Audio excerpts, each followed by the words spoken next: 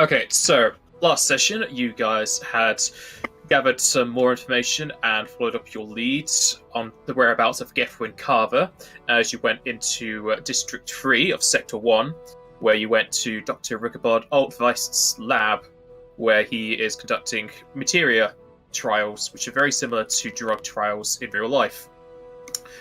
Through conversations, you were able to deduce that Gefwin Carver had gone for at least one Materia trial with the doctor, and she had left without too much problem as she was paid.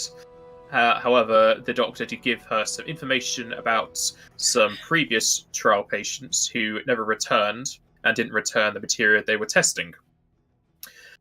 After following that, along with meeting up with Investigator Biggs, you went off to the house of the previous trial patients, and through searching the house, you found a monster on the top floor, whereupon dying, exploded, and the house crumbled into the ground.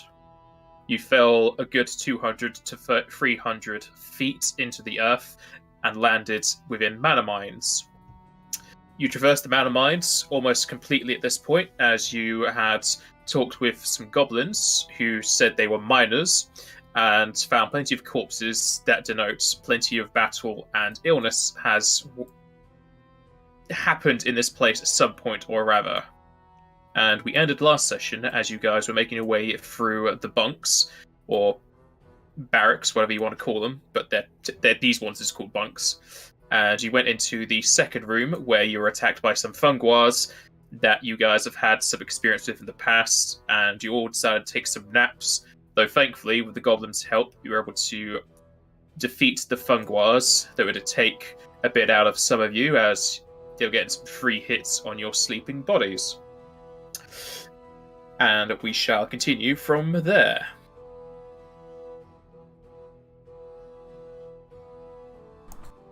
We didn't search this room, did we? You have not searched this room, no. Well, that sounds like the first thing we should do then.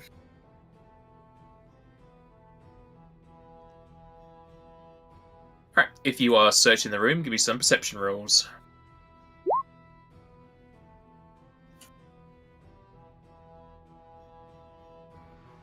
Whoa, what?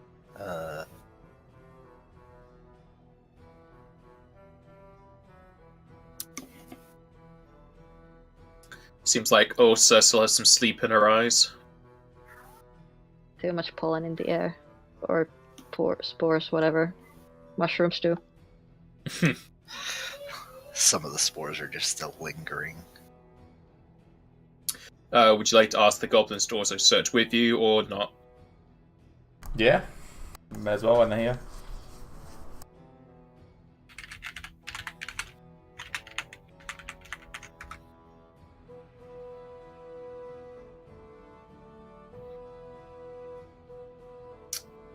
Okay, so searching around the room. Remila, you will find a vial amongst the bunks, and Joseph, you will find a very similar vial, whereas everyone else fails to find anything. So you have two vials, which you can roll perception to identify them. You only need to roll one, as you're pretty sure they're both the same. Remila, you have no idea what the vials contain.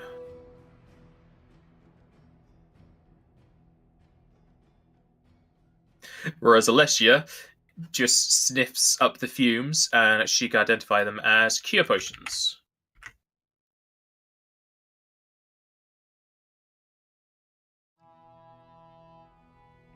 And aside from searching this room, you'll also know there's another door in the northeast corner.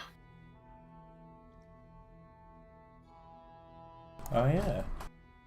How do we find out what kind of cure potions they are? Are we able to roll spellcraft or something? No, they are just cure potions, that's what they're called. Oh, okay. 1d8 plus 5, right? Yes. I have one of them. I don't know if I have anybody else. No, sorry, it's 1d6, because I keep getting mixed up with the other things you get as well. It's 1d6, not 1d8. Though the spell also is 1d6, so I can't remember where I'm getting 1d8 from. I swear, It's from what? Nah, Regular Pathfinder? Maybe. Because I'm pretty sure like the Cure Light Wounds is 1d8. Plus whatever. Yeah. Pathfinder's 1d8. Though I swear somewhere in there FFD20 is a d8 version as well. so who's running low on potions? I have one. I've got 2 of them in my inventory right now. I think I've used both of mine. There you go, then you can have them. I'm just checking because I haven't marked them down because I'm an idiot. I mean, you are just technically a straight up barbarian. Yeah, I've used all mine. I just forgot to mark them down on the Take sheet. both of them. Both of them. Okay, sure. You're our damage soak. You take the most damage. My job is to get in there, deal a lot of damage, and then hope I don't die. Let the rest of you deal with the aftermath.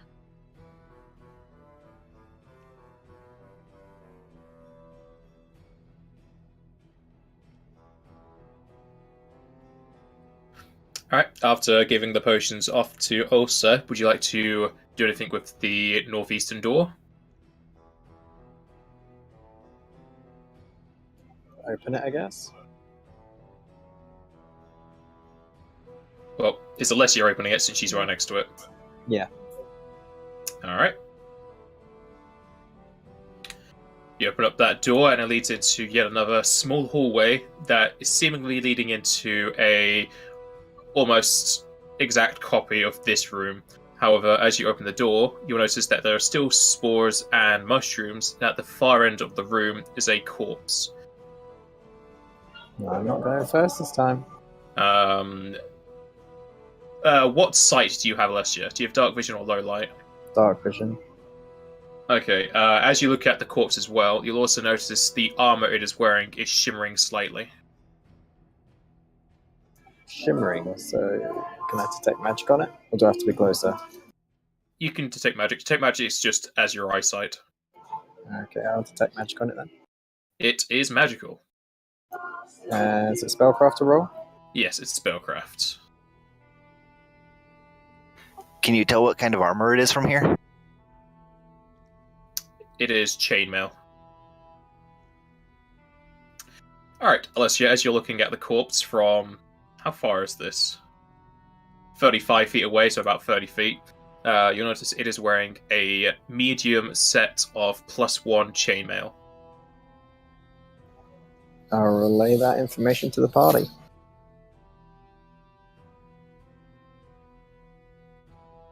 there anything else in the room? Not from what Alessia can Not see. from what I can see. I'm not going in it first this time though, so someone else can. I don't know, summoner in charge? That seems good to me.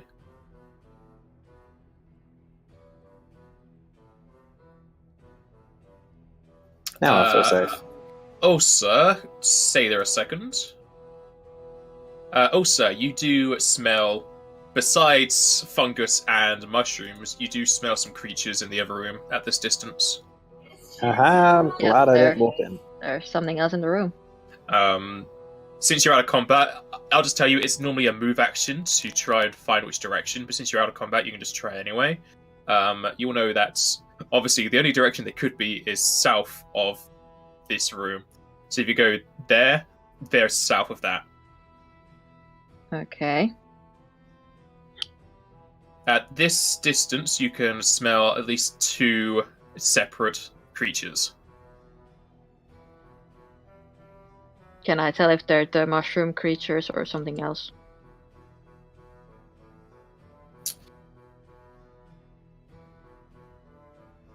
I would say you'd probably either need to roll survival or perception.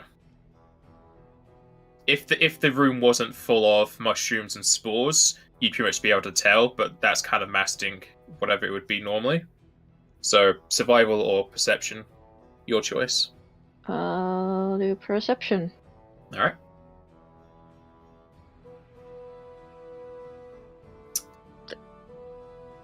It is slightly better, but it doesn't help it in this situation.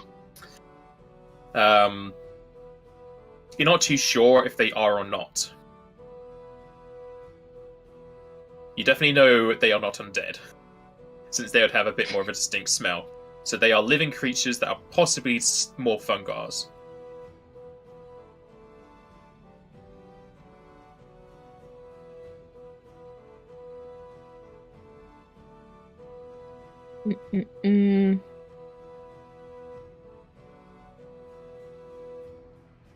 Just thinking, do I trust my stealth enough to get a little bit closer?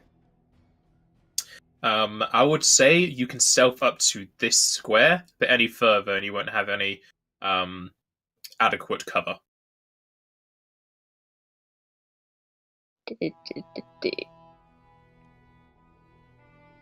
I guess I'm gonna try stealthing ahead a little bit. Alright. Roll your stealth.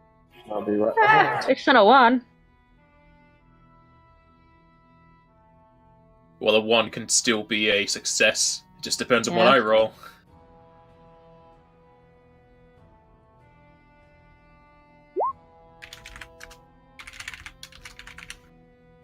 And yeah, if anyone wants to stealth along with her, you are free to do so.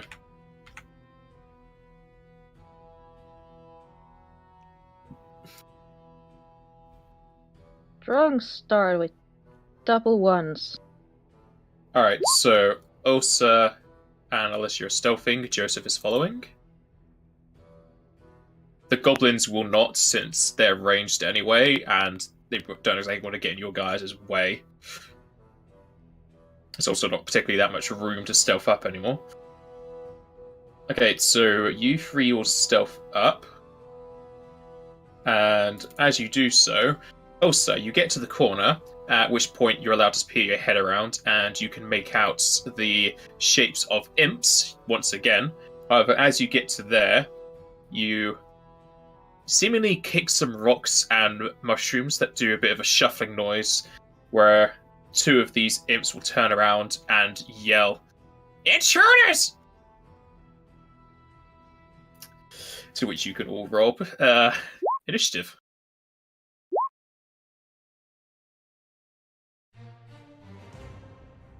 There's the high number.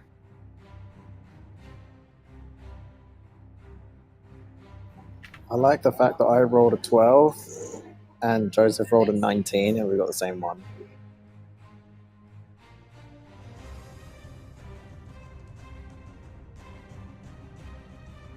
How do you have plus 11 on your initiative? A lot of feats, traits, and everything else. Okay then. I think I also put my charisma modifier into my initiative as well.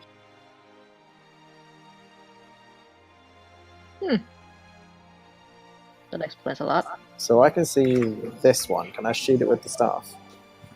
1 second, I'm just looking Maybe over the has covered initiative. because of the pets. Only 1 trait bonus should Hopefully. apply if you have more than 1. Yeah, he only has 1 trait bonus. I made sure of that. Okay, so yeah, first up would be Alessia. What are you asking who you can shoot? That one. Yes, however, you still be getting cover from Osa, so it'd be a -4 or +4 to his AC. That's fine.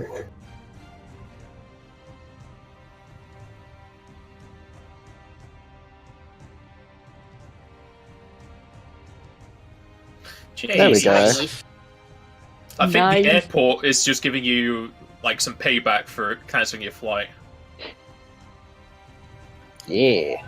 So Osa doesn't really need to move at all. She just like separates her feet a bit as Alessia puts a staff between the knees and shoots straight through that, as well as the bunks, hitting this imp straight in the face. And however, as it does so, the imp has its head kind of recoil backwards, but then he just rotates his neck downwards, and it looks like he's unfazed.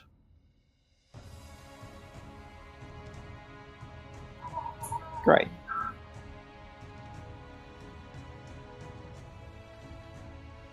Would you like to move? Nope, I'll stay here. Joseph. I can't really see what's going on, and oh, sorry, that was probably really quiet. I can't really see what's going on, and I can't really. I can move through friendly. Yes, you can move for allies. The question is, should I? I think I'm gonna wait until after.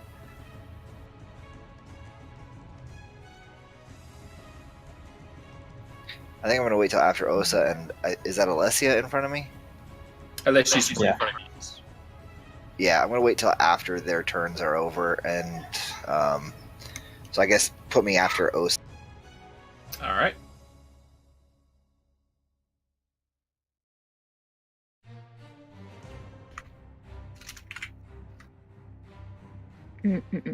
That'll be Osa.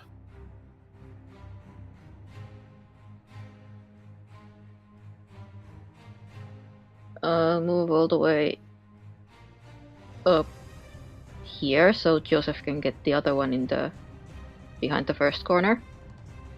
Also, I need light. I can't see in there. That'll be up to Didn't Remila. you have light cast on you or something? I He did, has a but light it's on his run out. coin. Okay, well, Actually, I I'm don't sure know- the time on that Alright. has run out. Was it? It was just, Torchlight? torchlight. It wasn't like continual flame or anything.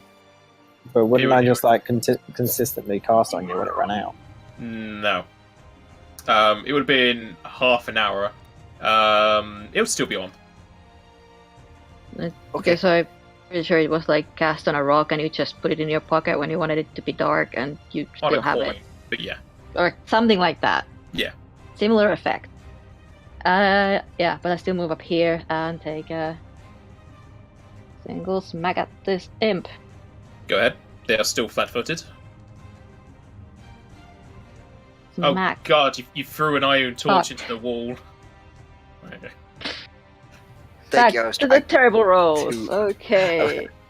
I was trying to get it close to me, but I was too close up on the screen on the map, so it's like I couldn't. You're not dual wielding, are you, Joseph? No, I've got my one weapon with a buckler, so I could hold a light in the hand with the buckler. Alright, I'll let you draw the coin with along with your movement. Since you Yeah. probably just have the coin in a pocket you just pull out. Yeah, it's. I it probably wouldn't even be like part of a move action. It'd be almost a free action. I'm saying that when you do move, you can draw it. Copy, I understood. But also will miss. Joseph. Surprisingly. I So will. yeah, there's move up. one right behind the corner after the first bit. So you should be able to get up to that if you have the vision for it. You should be able to see my arrow. Yeah, that's where Oris is telling you to go.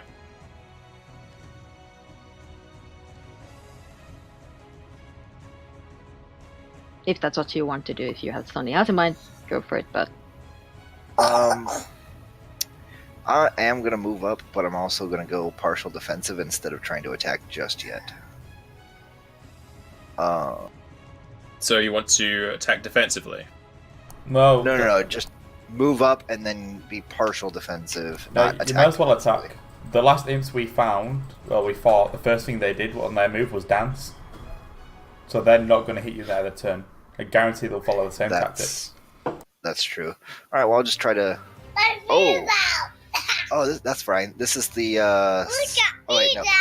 They haven't gotten a turn yet, so that still counts as flat-footed for them, right? Or is it Yes. They are Okay. they're still flat-footed. perfect? Never mind then. I will just straight up attack.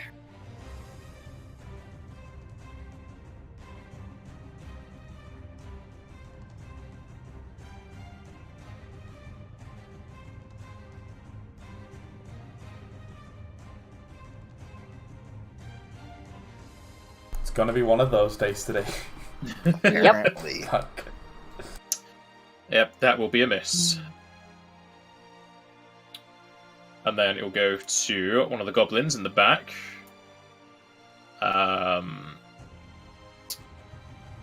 They're going to double move to here.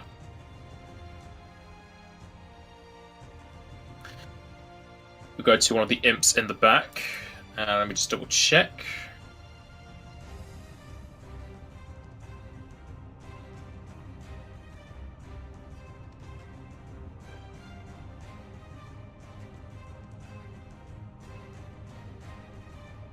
Alright, Joseph, Ulsa, and the one goblin will make will saves.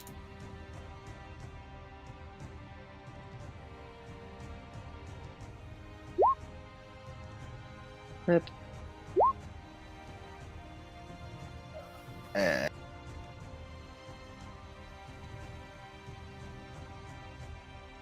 What's Joseph typing?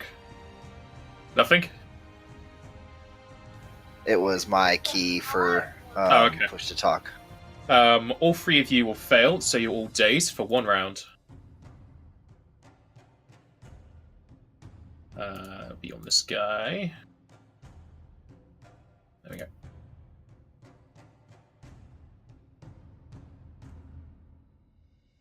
This goblin in the back is also going to double move to here.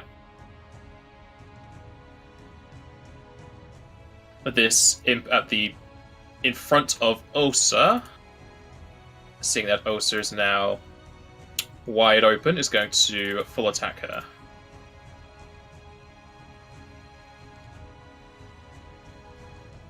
Osa, you'll take 1 non-lethal and 6 normal damage.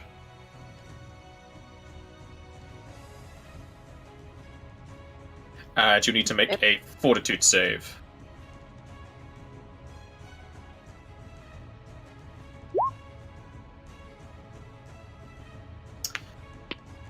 And you will save. You'll go to Remula.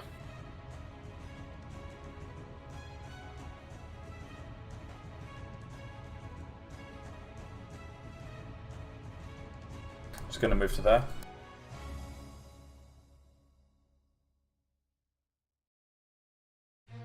Is that it? Yeah, I don't want to double move in and then get dazed myself. Alright. I'll go to that goblin who can actually move in. It's going to move to there and shoot at the closest imp. And fumble.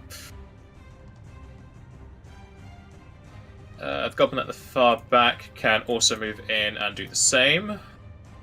As miss. Alright, this imp at the back is going to look at his options. He is going to cast a spell. And this is going to be at Joseph.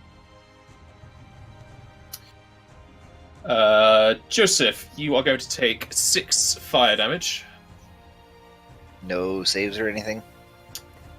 Well, you take 6 fire damage, and then you need to make a reflex save afterwards. Got it.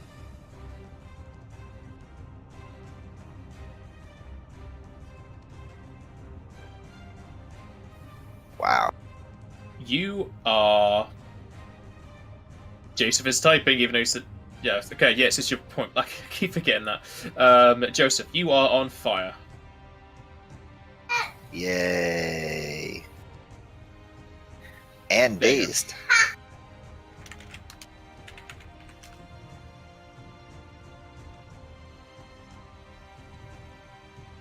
Alright, then you'll go to the one right in front of you, which is going to full attack you.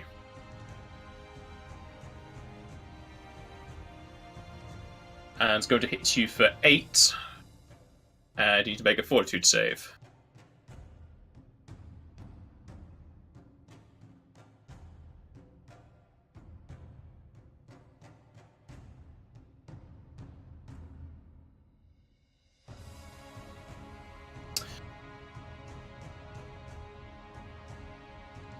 What's Remila typing? No.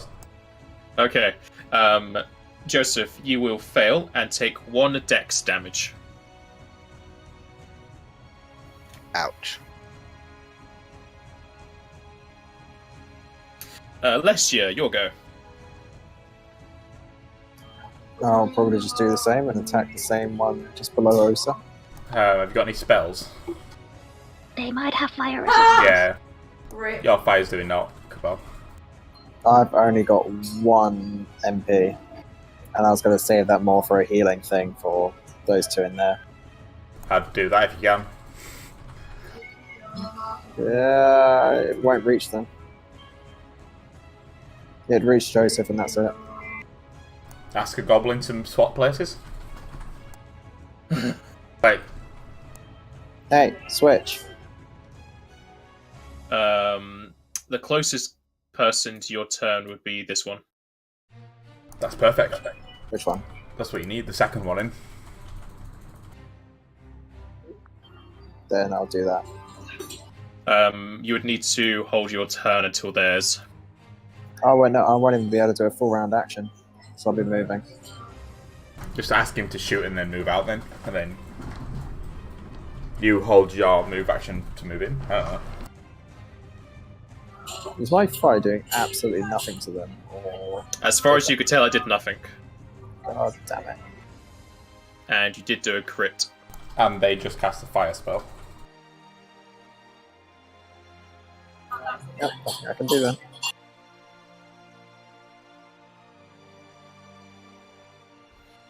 You doing nothing? Can you hold I'll have to hold. your move to swap and then use your standard to start casting? I'll do that, yeah. Alright.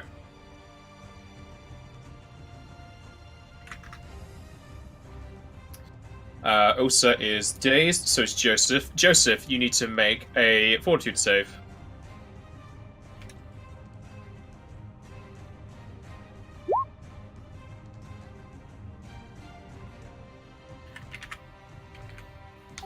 Finally. Alright. You get the poison out of your system, however you take another 5 fire damage.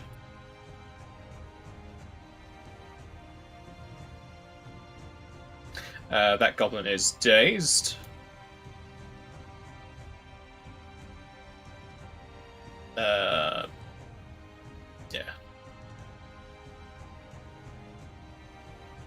Then go back to Alessia. Even though, for some reason when I was hovering over this goblin, it said it was the other one.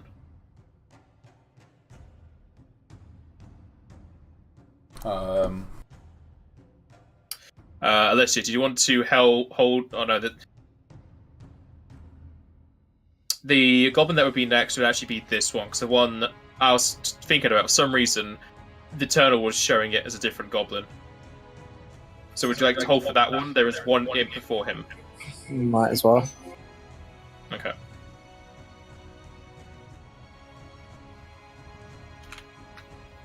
I'll go to that imp at the back, who used his dance, who is then going to cast a spell at Osa. You might be hearing echoes from Jack, because he's at an airport. Yay.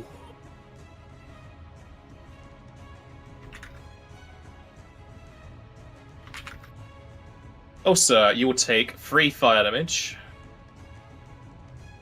And you need to make a reflex save. Yep.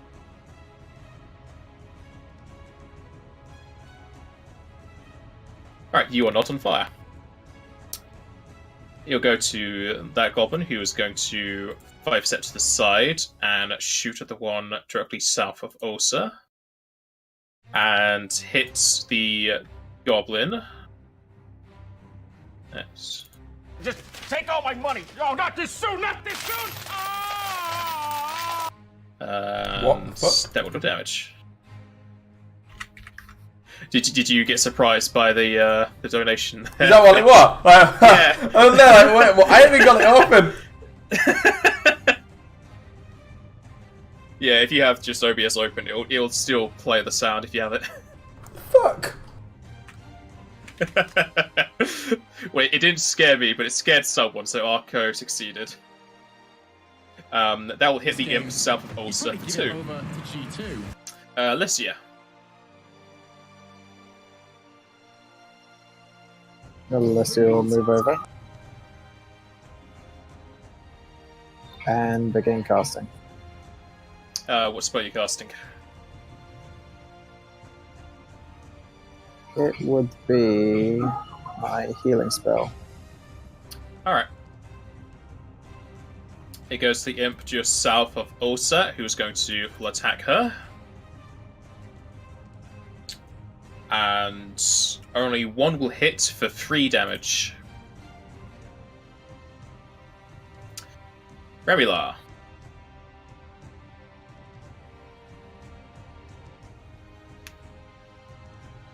I can't even get in there.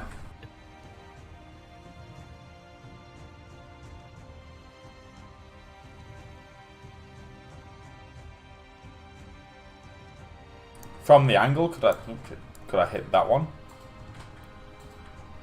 With like cover or something? Yes, you can. It would be getting cover. So yeah, I'll 5 foot step and then try it and attack it.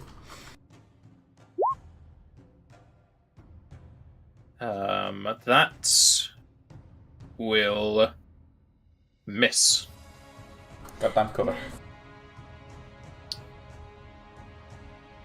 The goblin just two over to your right is going to shoot at the closest imp. And miss. The one closest to you will also shoot the same one. And miss. The imp at the back is that the corner correct? Yes, correct. This imp is going to make everyone make a will save.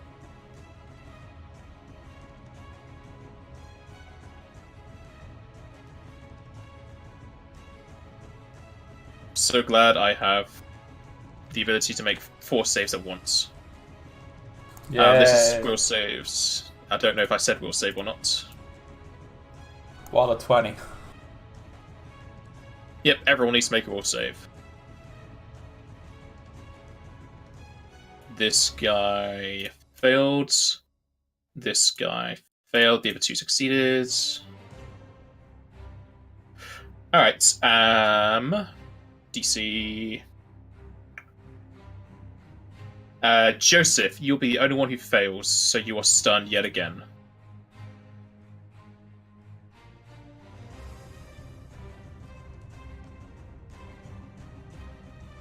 And it's on this guy's turn. The goblins can't exactly move anywhere except on the corpse at this point. Can they move on the cops? They can. Yeah. It's just that's the only place they can move. That's the only square that's left. Yeah, I know. Alright, the imp directly south of Joseph is going to attack Joseph. Oh, no. Come on, there we go. Joseph, you'll get hit once for free.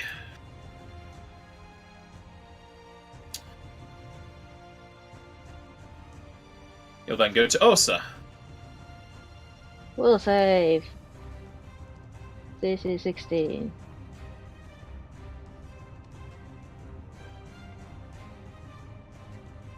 No frenzy. I wanna rage though. You are raging? I might want to. Okay. Sure, yeah, I'll rage. Not frenzy though. Alright, that's fine. Because that gives me some temporary hit points. And then I full attack the imp in front of me.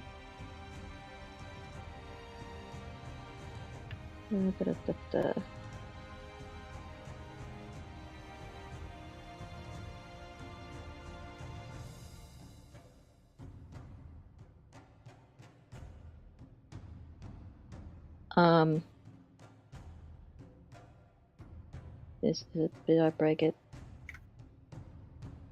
You're breaking something again. I don't mean to. No way, this would be breaking because this is the old macro. It's not showing up. Yeah, and I just tried another one. It looks like you broke them. I'm sorry, I don't know what's happening. Why would it be broken? The time has come. Open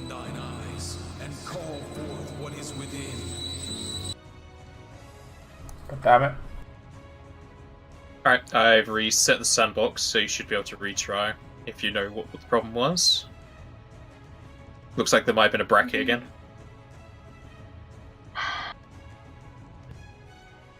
Don't think I have done anything with this macro, though. I don't know where else to be.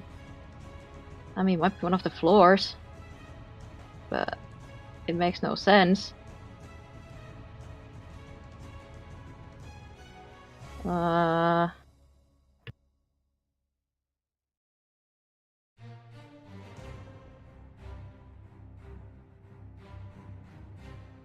try again and see what happens.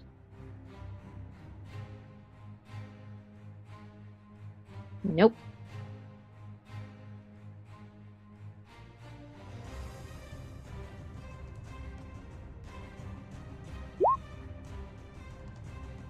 Why are you broken?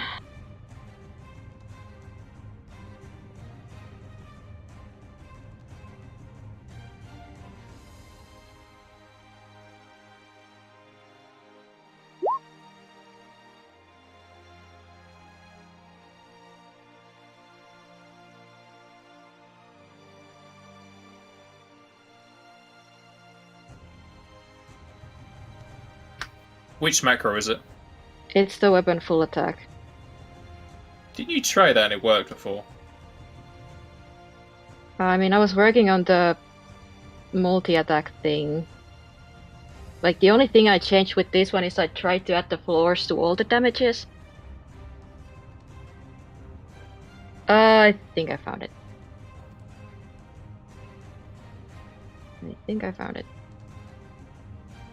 Is that the only place, or do I have it somewhere else too? Well,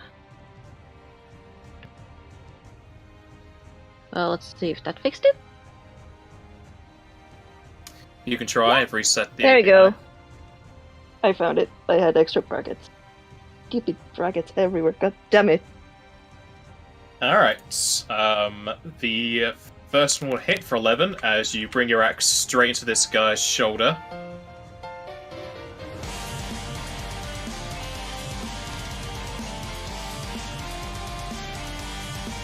And he'll fall to his knees from the impact. Would you like to 5 a step forward and try and bite the other imp? Yep. I'll do that. Alright, you 5 step forward with your bite attack, which will hit as you gnaw at this guy's ear, tearing it off for 4. Chomp. And after that is Joseph, who is dazed, and you're going to take some more fire damage.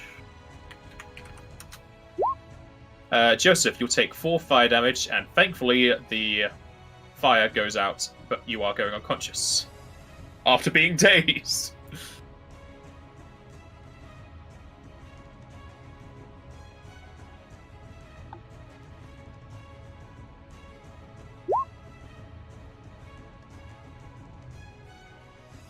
And then it will go to the goblin at the back, who is dazed. The imp that Ursa just bit is going to retaliate. Uh-huh.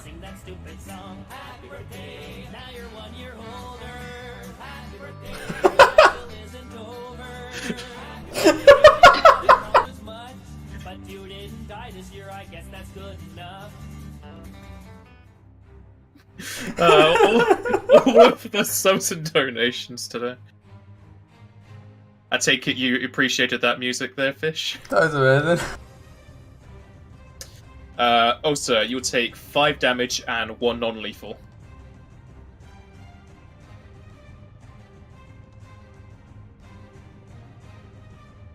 One non-lethal. Yes. Yep. And you'll also need to make a fortitude save. Oh boy. You don't have DR, do you? No. Okay. And Wait, you I will... took 5 damage? Yes, 5 damage and 1 non-lethal. Okay, good. Because I already forgot my cat had temporary hit points. And you will save. This goblin at the back is going to 5 step. Well, he's going to move onto the corpse and then shoot at the imp south of Ulsa. And crit confirm for 11, as the arrow goes straight through the creature's right eye and going out the other side, and it falls to the floor. Yes, unforgivable. And then it will go to Alessia. I'll finish casting my spell.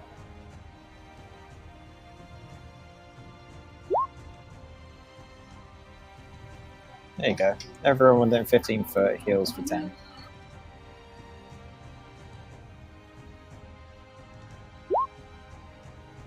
Is that just allies? Yes, allies.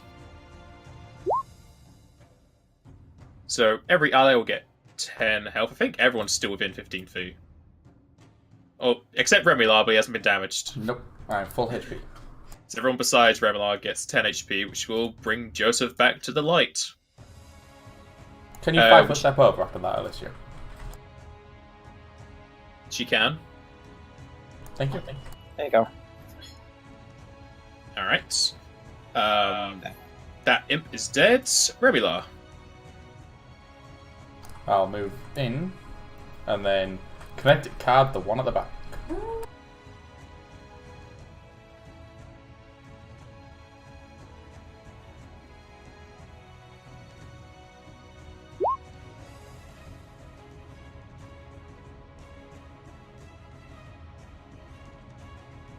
That will hit as it explodes in his face. The imp puts its hands over its face, trying to grab at the wounds as it screams and shouts and falls to the floor. And then the one north of it needs to make a reflex save.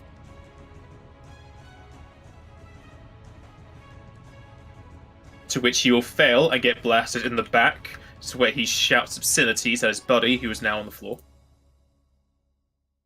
Was that it? Yeah. Alright. This goblin is not dazed, so he will take a shot at the goblin who got blasted in, or the imp who got blasted in the back. And since Joseph's on the floor, there is no cover. And it will hit the imp for 2. This goblin is dazed, so he doesn't get his turn. That imp is dead.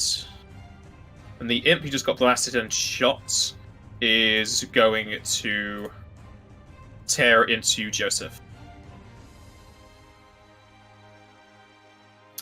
Joseph, you'll take 5 damage.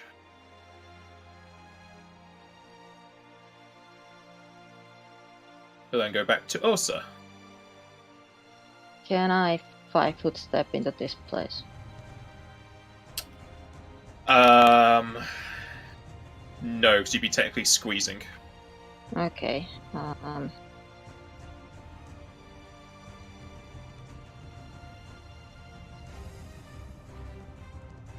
I can make it here in 1 turn, Yes. so I will do that.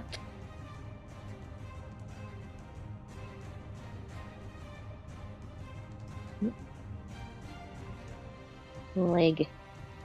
Okay, and Joseph is up, so I get flanking. Joseph is awake, so yes, you'll get flanking. Okay. Oh, and we'll save. Oh yeah, frenzy. 15. Yes, that's good. Yeah, single smack at the gobbo. No gobbo. Imp. Is it imp? Yes. The other guys helping you are goblins. Yes, I definitely know what I'm talking about.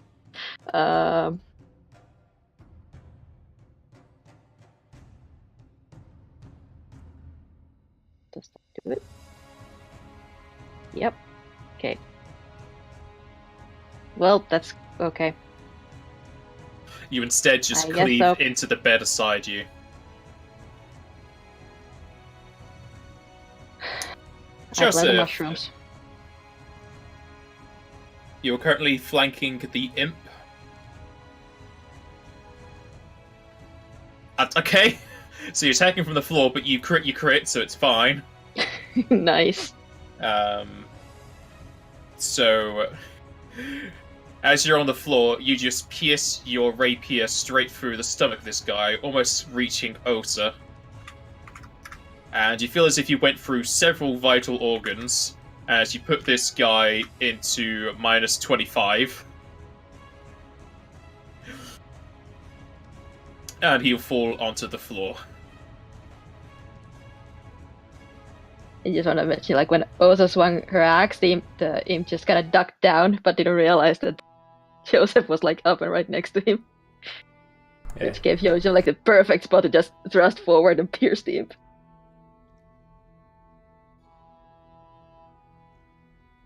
Nice.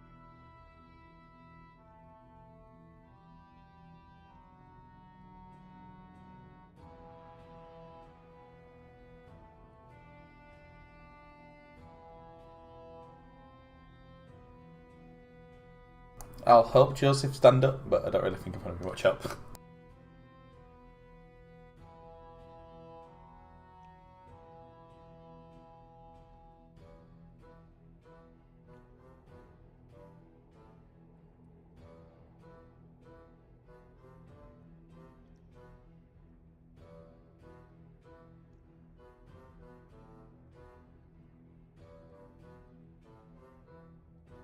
Joseph's helping up his wounds with potions. Like, The 3 goblins off also. of max damage for Joseph. Nice potions.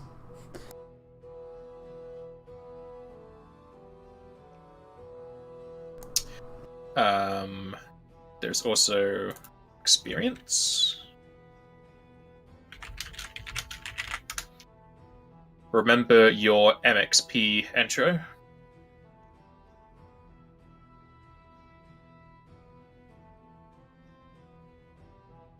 And you guys are free to loot the room.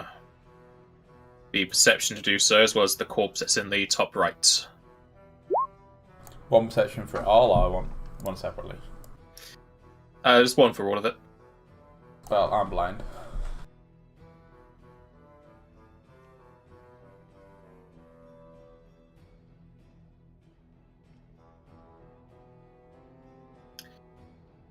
Alright, Osa, as you are searching the room and the corpse, you'll find that the room itself is mostly barren, probably looted by the imps and either used within that amount of time or traded along with the other imps. However, alongside the corpse's armor, you will find another vial and 50 gil.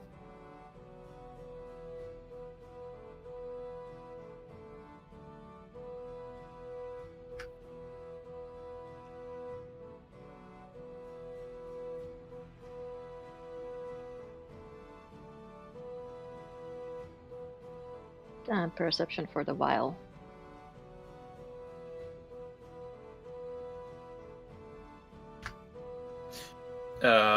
Pretty sure that's enough. Yes, you'll know this is another cure potion.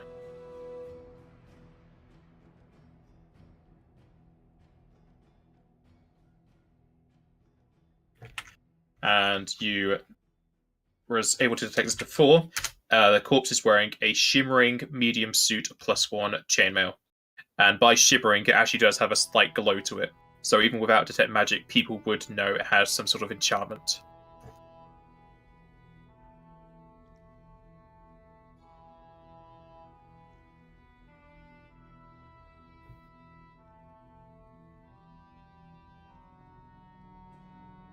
Is chainmail light or medium? Chainmail is... where is it? Chainmail is medium. Okay.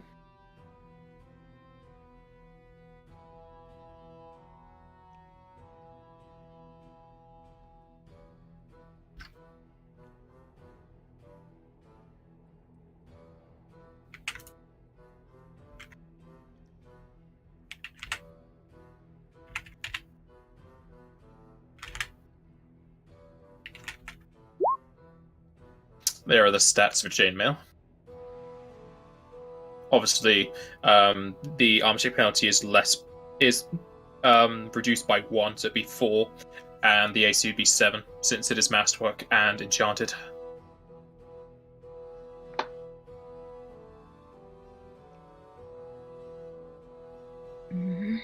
Don't think it's any good to me, Cooper. It's too big for you. Hey.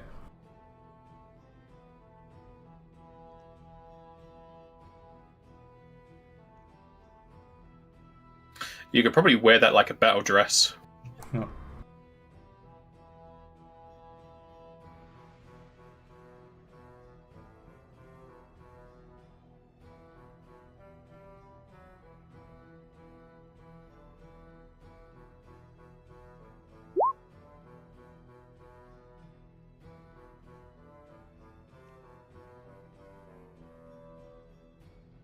Yeah, I guess I'll stash it for now. Alright. It's magical, so even if you don't want to use it, you can always sell it for money. Yeah.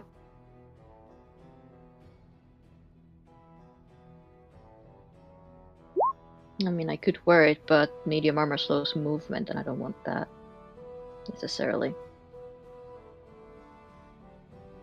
I mean, we know where the exit are, and this is the last room, so... Yeah, the goblins would have told you this is pretty much the last room. The only thing left is the exit hallway.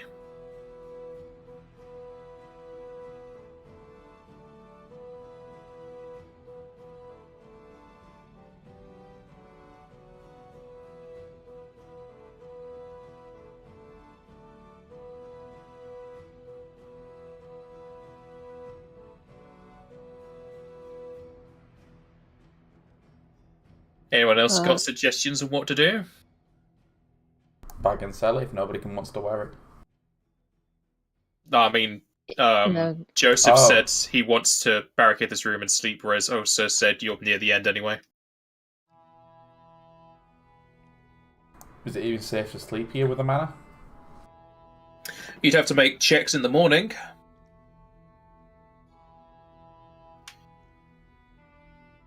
Also, because there's that, I think we just want to leave. We can always check the exit so we don't know what's outside the exit. 2 ogres. Yeah, exactly.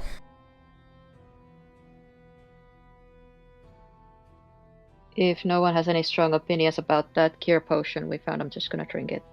Yeah, go for it.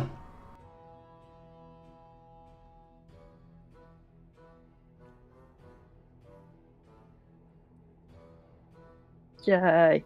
It's been here a while. Yeah. It's very stale and It's one of those milky potions.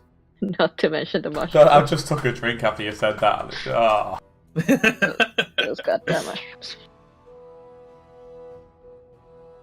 I'm going to blame the mushrooms for everything from now on.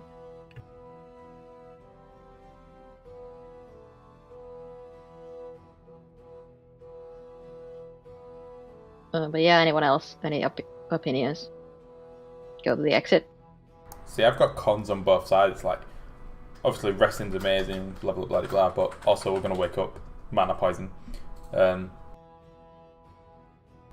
we don't know what's on the exit, so it's like.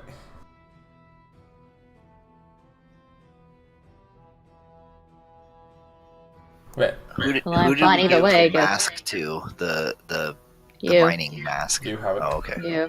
Just it's medium, so the only people to benefit from it are you and me, and I don't need it. As we established. I can ask the goblins where the exit leads. Why don't we do that? Leads to the exit. What's on the outside? Niffél. Where else would it lead?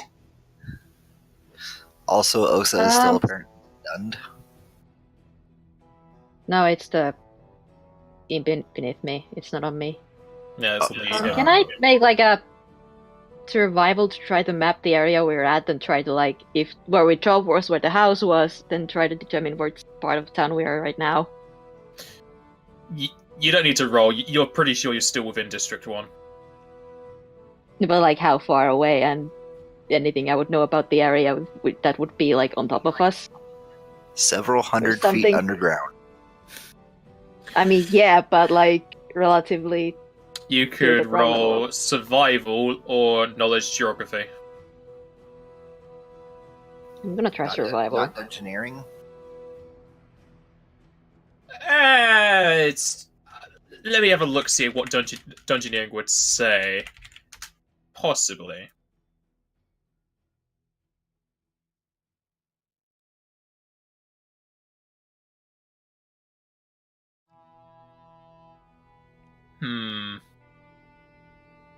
Sure, I'll let Dungeoneering as well.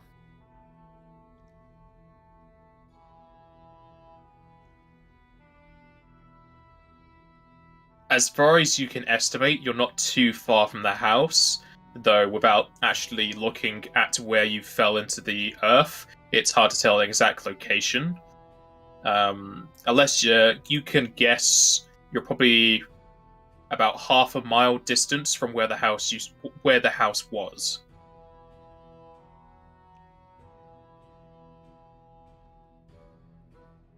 And since you're in an actual cut-out mana mine, you're pretty sure you'd be underneath one of the entrances, because these mana mines used to be used, so they would have entrances on top side.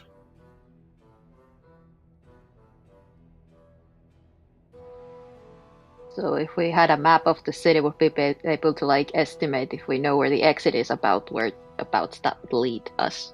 Yes. You do have a map of the city. Okay. Yeah. Kind of what I was leading towards.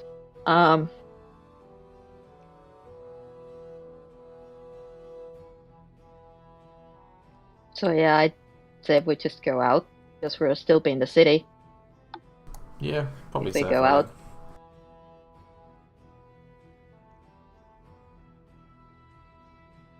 Yeah, let's go out then. Probably more comfortable for you guys anyway.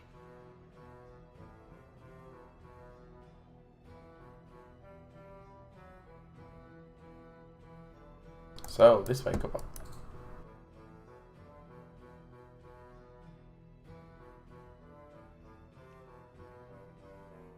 Joseph, are you keeping the coin out, or are you putting it back in your pocket?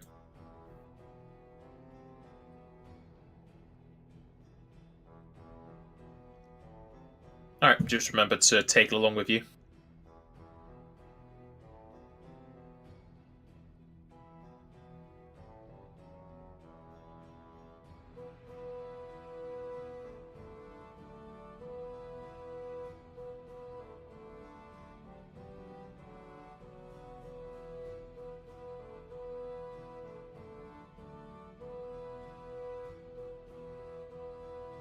Follow the light.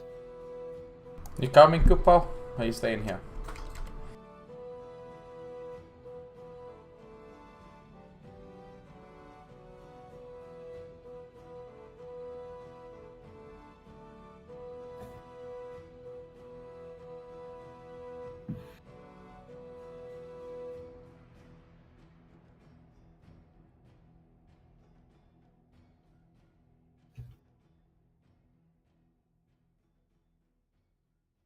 Oh, Joseph's in a wall. There you go. You're no longer in the wall, Joseph. As you get to here, stop moving. Who has low light vision? Does Osa have low light vision or not? I have dark vision. I have the low light. Actually, with your dark vision, you could see it. And the distance you're at, okay, so everyone can make perception checks.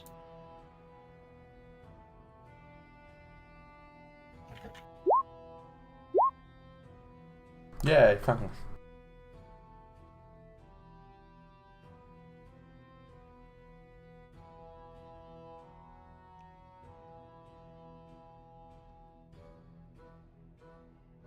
Okay, so as you're coming down this hallway, and Joseph leaves his light behind, these guys be behind you.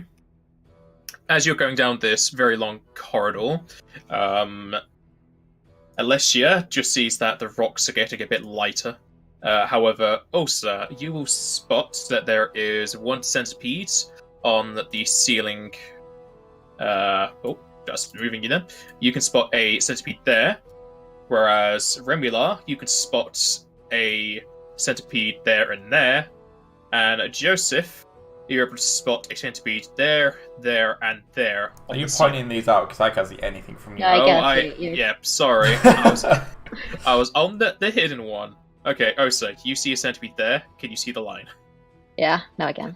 Okay. Remila, you'll see one there and there. And then Joseph will see one there, there, and there. And they are currently hanging onto the ceiling on the roof. And you will also notice, I'm pretty sure, you will also notice that there are holes in the wall here, though they are much smaller than the ones you found within the corridor of the offices.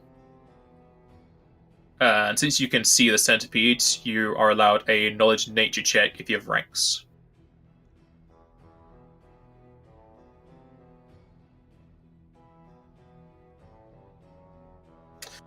Alicia, you can deduce that these centipedes are probably using those holes to get around, and with the rations you have, you could possibly lure them away into those bigger holes.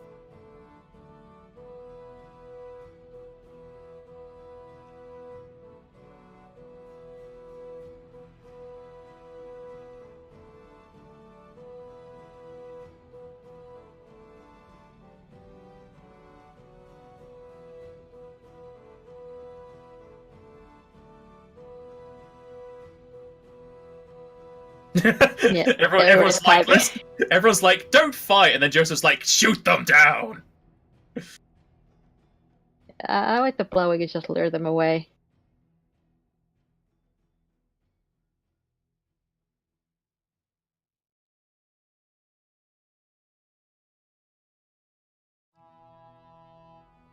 It's like I got plenty of rations if it's that.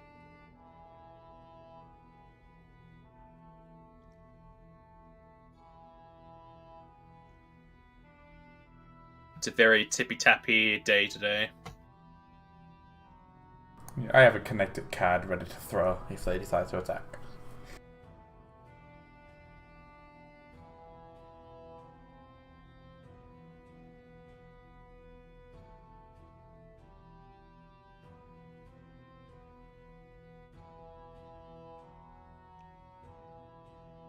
You're pretty sure you'd need at least one ration per centipede.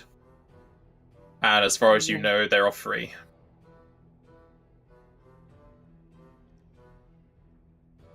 I mean, I can just put like 5 rations to be sure. I got rations. Rations for days. Rations for days. I'll just guess I mean, she pointed the spots out, so I put 5 rations just to be extra safe. Is that a question or a statement? Something in between, more of a statement, I guess. Okay.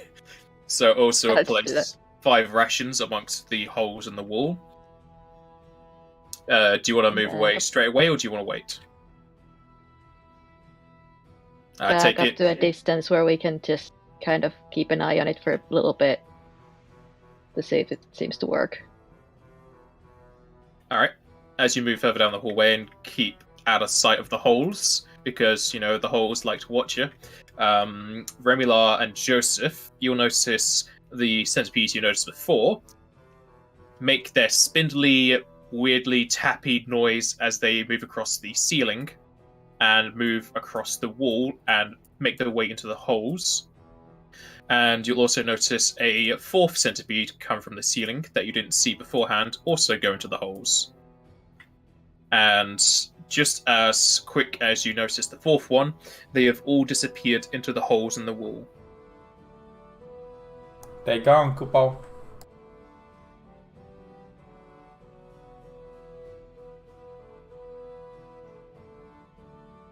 Do we see anything on our end? Not immediately, no.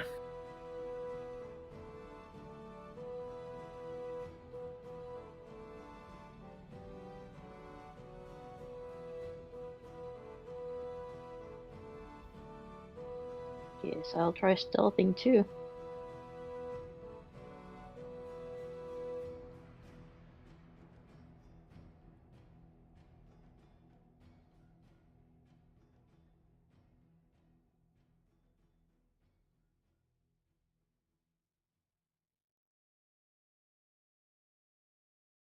Well, let's go see if it worked. I'll keep an eye on the halls. If any of them show up again, I'll probably just attack to be safe.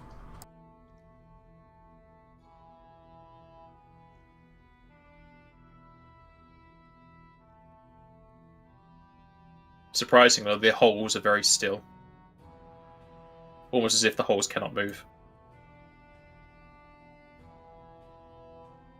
And as Osa and Alessia return to the hallway, you will see that Joseph and Romuald have moved further down past the holes, and from what you could see before, the centipedes are no longer on the ceiling.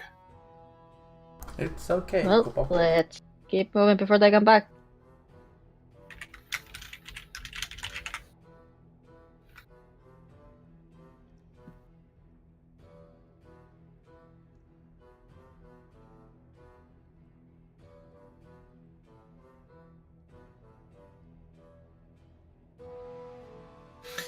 As you move further down the hallway, you'll notice that it comes to an end about 50 feet away from you, and it turns to the south.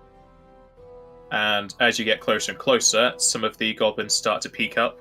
Ah, we're near the exit ladder. Let's get out of here, Cooper. As you get to the turn, there is a sturdy metal gate in front of you. However, sadly, it is closed. And as you get to here, you may roll perceptions.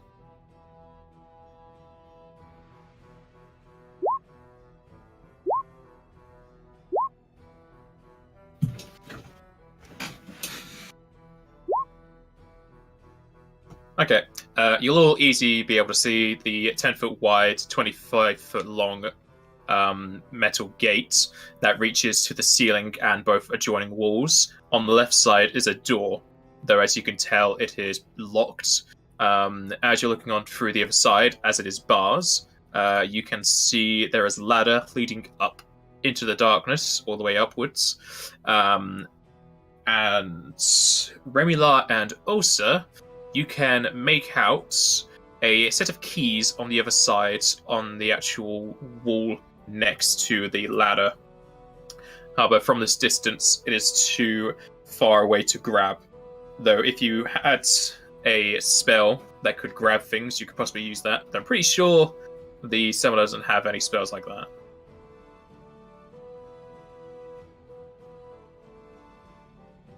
You can summon the bat to get them via Cooper. You don't need MP, Cooper. It's your class feature. You can do it times per day, Cooper. Didn't we have a scroll that did like levitate or something? Yes, Joseph, the gate is locked. Don't break it, Cooper. The door is still locked.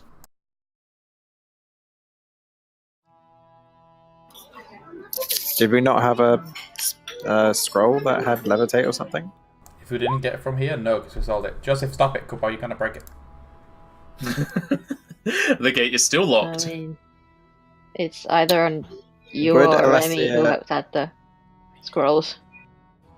Well, I haven't got them on me. But you can use your last feature to summon another bat. Would I know if a bat would be able to work or not? You could summon a bat on the other side of the gates because you have line of effect and sight, and the bat could carry the keys over to you. I'll summon a bat then with my class ability. Simple enough, go fetch quest. Have you got enough gold to pay the bat for his quest? I'll give him a kiss. Ooh, one of those special rewards. It better not be daily.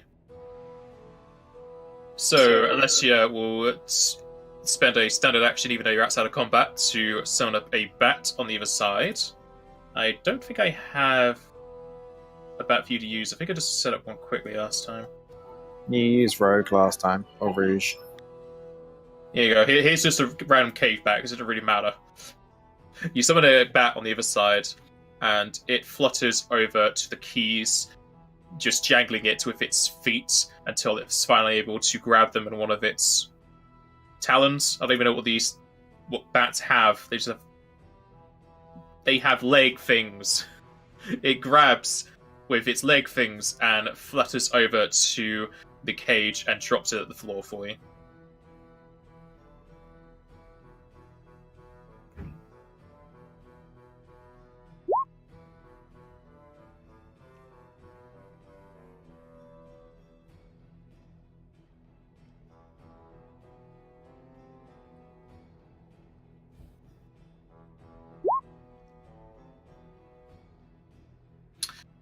Use the keys on the gates, and with a very satisfying clank, almost as if this gate needs to be oiled, it unlocks.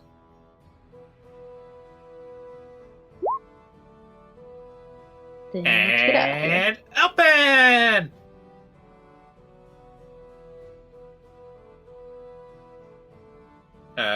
That's the wrong side. It's cardinal left, be your right.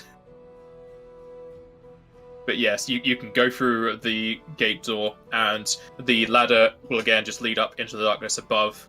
And it's going to be a very far climb, as you had fallen over 200 to 300 feet. And sadly, I don't have the Metal Gear Solid What a Thrill song to play as you climb this ladder. Still in a dream, snake eater. There you go. There's the song for you. You climb the ladder in a very naked snake kind of way as you finally reach the top and make your way out of the mana mine.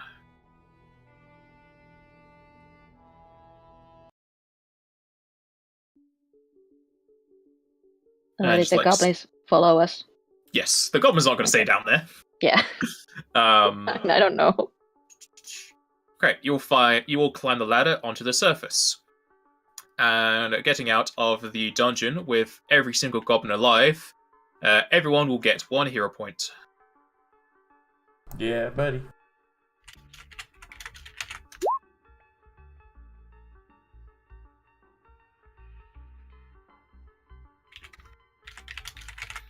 And for exiting the mine, you'll also get 200 XP each.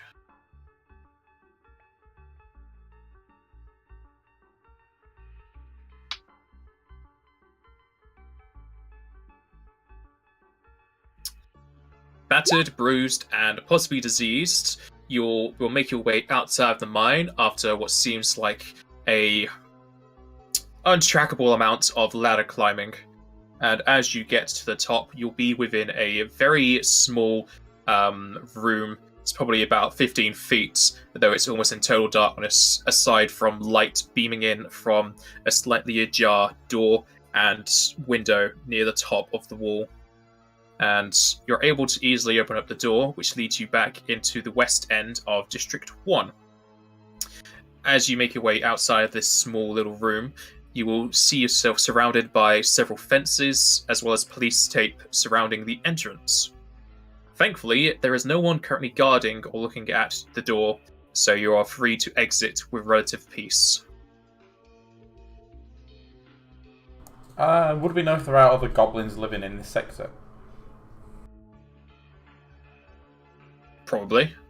That's alright. You wouldn't know exactly their houses, but yeah, there's just races like anyone else. That's fine then.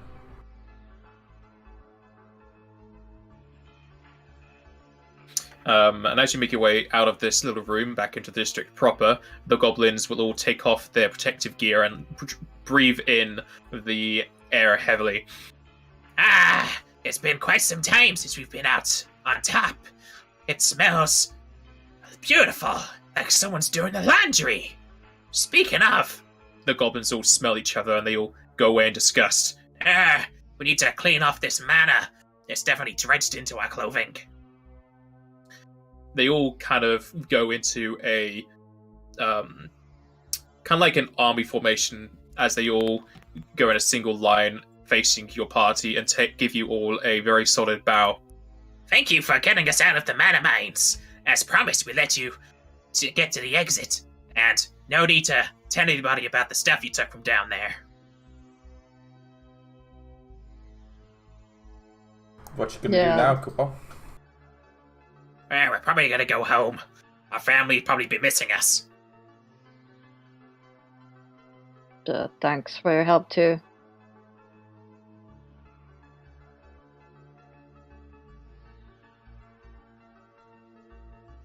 They will give you a final farewell as they head off into District 3. District 1, sorry.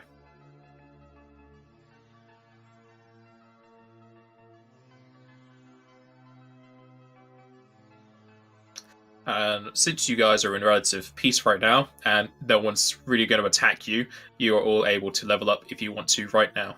Yeah, buddy.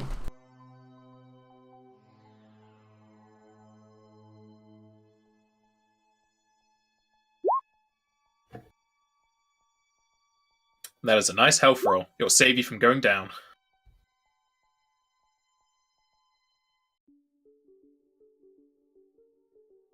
I think that's the exact same that G rolled for her health.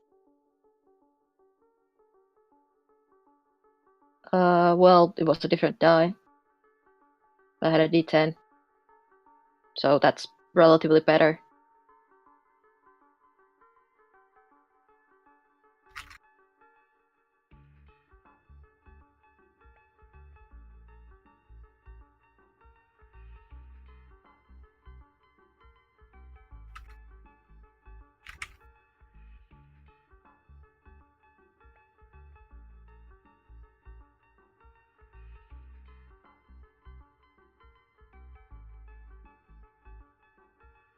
And as you sort your level ups, I shall be right back.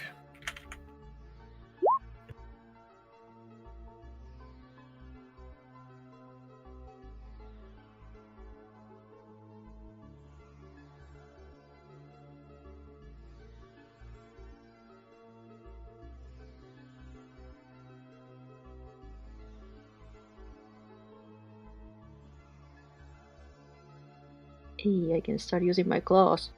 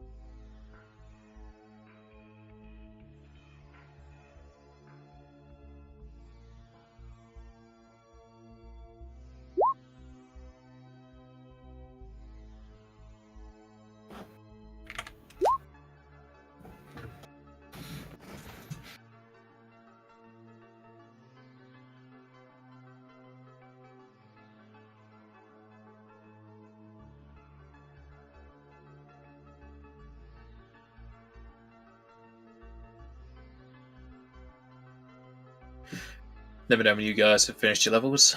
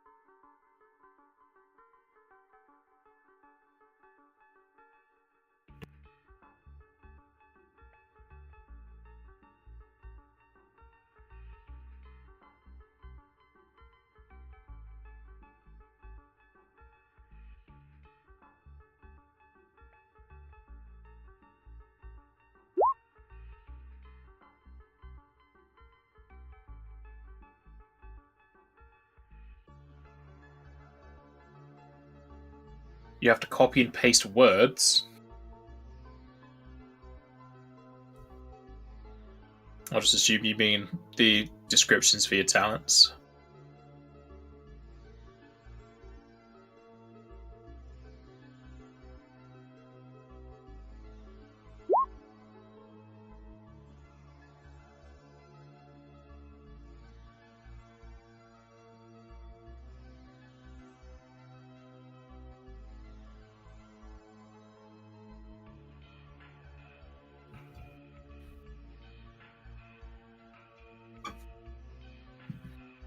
Alright, I guess we can continue when Alicia gets hers done then.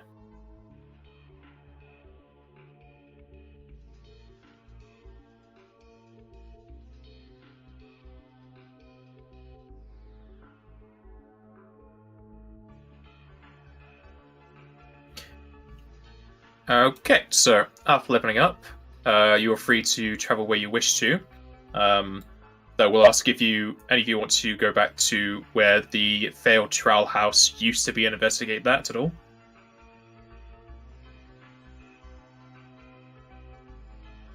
I could see what, like, if there's anything useful there. Yeah.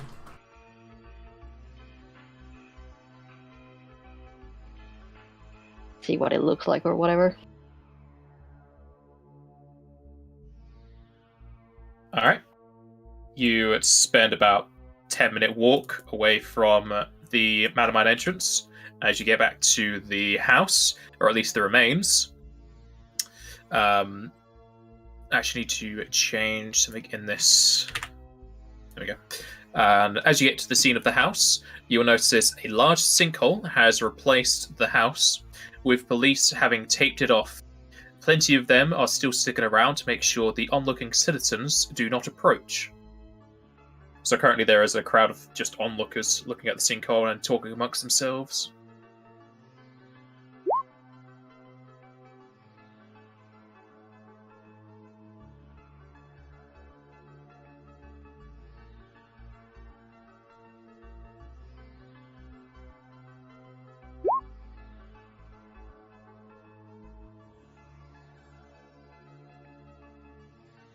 What time of day is it?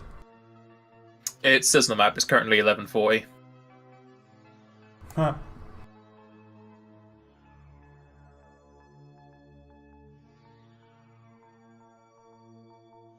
How long were we down there? You were down there for approximately an hour. Well, closer to 2 hours, actually. That was a long hour. We had time within the house itself, it crashing down, people being unconscious, getting people back up, talking, moving around, healing up after fights. Yep. You also had a very long climb.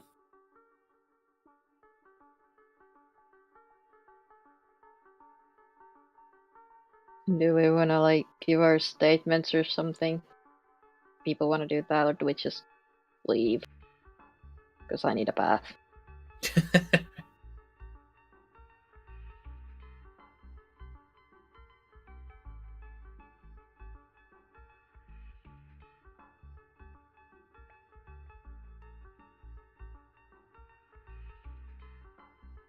Okay.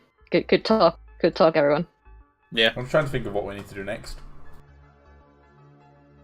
Like, what did we even learn from going there? Well, we learned that there was a mana monster. And that the girl wasn't there.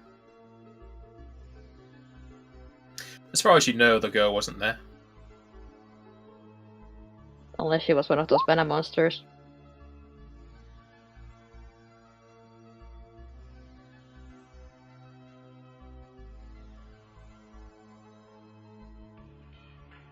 Do we have any more leads to go on? The only lead you currently have that you were following was with Dr. Rickerbod. But he sent us here. Yeah, he Rickerbot sent sent you us there. here. He also said there shouldn't have been any trouble there. So he lied to us. Possibly. Did you roll sense motive? Yeah, but we all rolled a very low. Well, we knew he wasn't telling us the entire truth. So, Bath, Omitting something exactly lying, it's a matter of opinion, I think. But yeah, he wasn't exactly truthful. You have a few options with you right now. You can always ring up Investigator Biggs, as he did give you his number.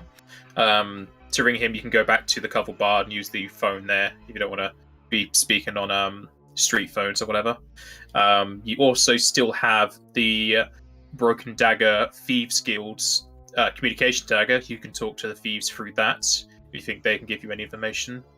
Or you can go back to the research centre where Dr. Rickerbod was. I mean, if you want to go to Colourful Bard, that's where we can have a bath and nap for the night. And then if somebody gets onto the phone with the inspector, I'll use the dagger to speak to the thieves. See if anybody has any leads we can go off.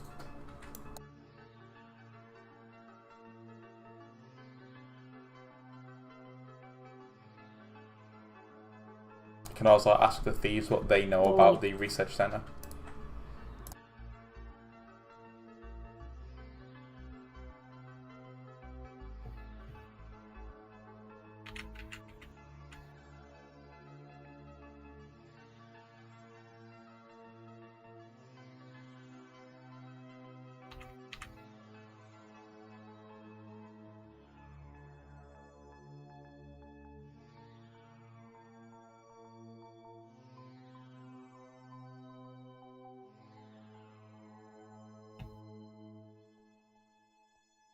Great conversation, guys. Yeah, so alright, we're going to Colourful Bard. We're gonna have a bath, sleep up, and then during that You time. don't want to give a statement or anything about the state of that building and what happened there. I mean, I'm fine either way. It's just you guys who like talking. Maybe I don't know. What we're gonna say, we just broke into the house and then it fell down.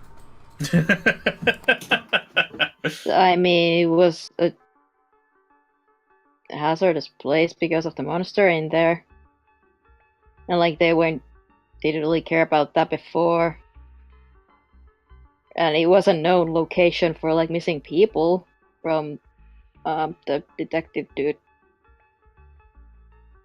Like they were aware of this place, but nobody investigated apparently. In like for like what? How long was this even abandoned? This place I can't remember anymore. A few weeks, and it is the Yeah. poor district, so not much effort is put into the poor district. This is what I mean, I don't really think any guard's gonna care. I mean, okay. Just a thought.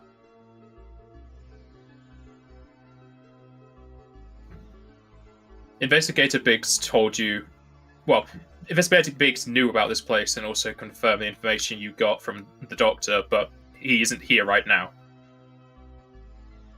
I mean, yeah, we could contact him and tell him what we found, because he said that he came here and like looked at the building from outside. But Yeah. he's just like an investigator, so he didn't want to get in danger. Yeah. He didn't know what's inside, so he didn't want to risk it. But he was aware of the location and what might be in there or whatever.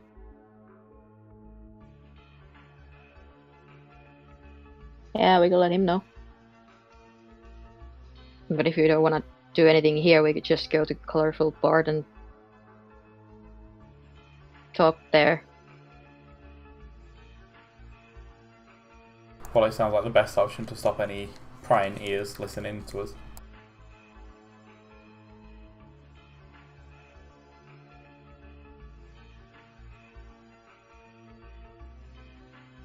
Let's head to the train station. Alright. Head off to the train station, which will be 20 minutes from where you are. And then take a train up to the Colourful Bard.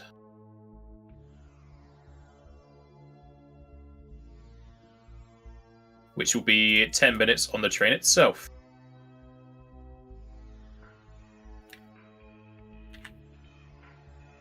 And you go from the train station to the Colourful Bard.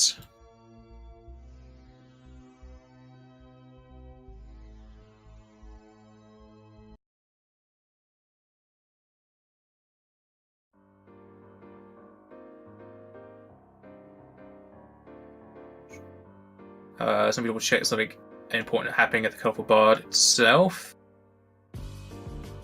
There is not. As you return to the Colourful Bard, there are a few customers here and there, though no one you particularly recognise. And as far as you can tell, the Ick brothers are not here.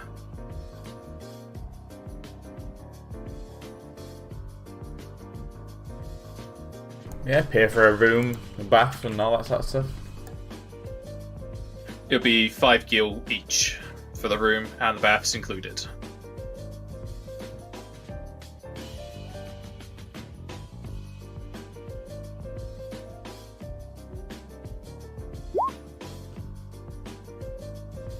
You heal no MP because it's not been a day yet. You have to wait until the next day. I mean, you've not slept yet.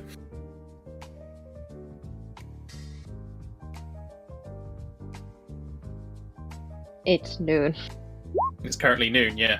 It's just even if we're not doing anything, we just like call people and figure out where to go next. So, do you want to call the inspector first?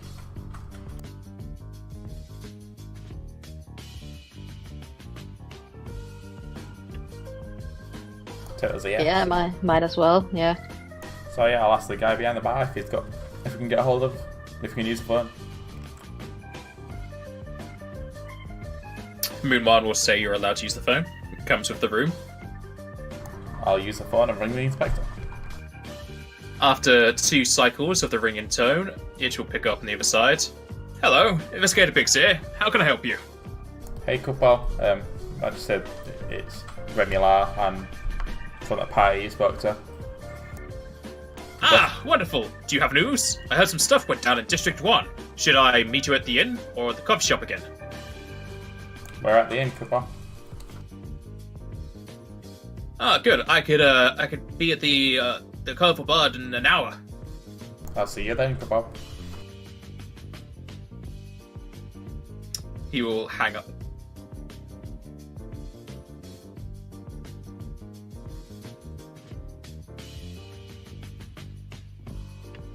In the hour we're waiting for him, can I use a dagger to ring the Thieves Guild? Or should I wait and then see what the inspector has to offer first?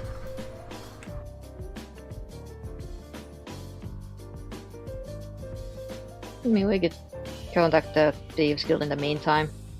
We have an hour to wait. So yeah, I'll Like, contact we can the- just, if there's nothing else, we can just say like, okay, we'll give an update when we can, if that's the situation. So yeah, I'll go to my room, ask Orsa to stand outside, make sure that no one's listening in. I don't really want to pull this dagger out and start speaking to it when people are around.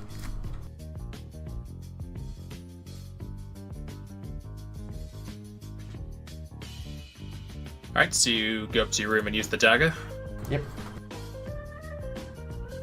Okay, give me 1 second. And you get to the dagger section. Alright, so pulling up the dagger with the silver lining across the middle. It will vibrate slightly as you activate it. Hello. I trust your group is well. What is it you require? So yeah, I'll just explain that we're looking for the girl, that we've followed all our leads, went to the research centre and we kind of hit a dead end. I wonder if they have any information regarding either the research centre, Dr. Rickaband, or the girl. We have no dealings with the doctor, though we do know of him. Some of my rogues went to earn extra money from his trials. A few never came back.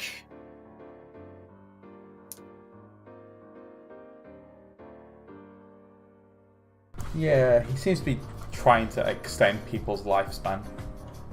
But so far, we found a dead corpse with one of his things on. Well, an undead corpse.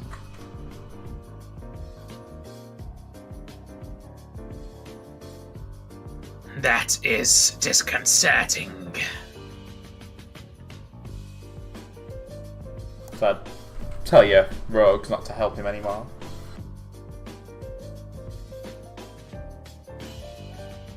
They're not helping him. They don't have dealings with him.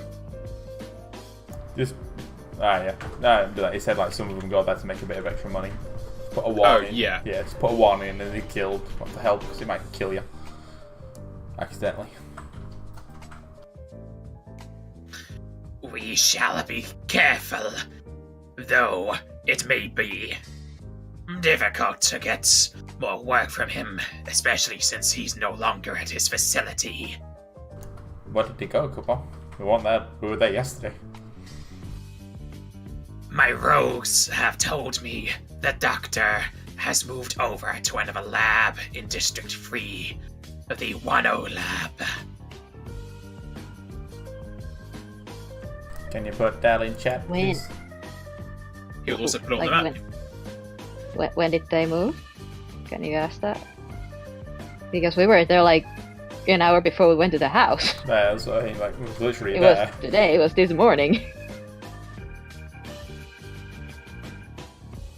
Like, when did he move there? He moved locations about an hour or so ago. We saw you leave, and it was probably 10 or so minutes after your departure. Little shit. My God. No, he didn't just go there. It's almost as if he was shadowing you.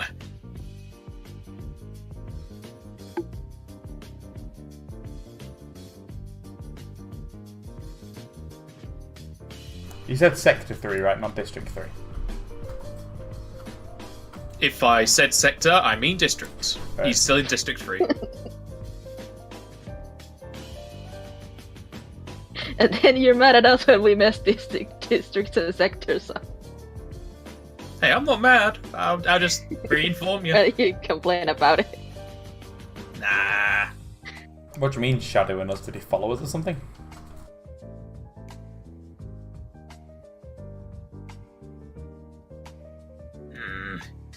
Possibly. When I say shadow, he followed you to that coffee shop with the investigator. Though after that, we lost sight.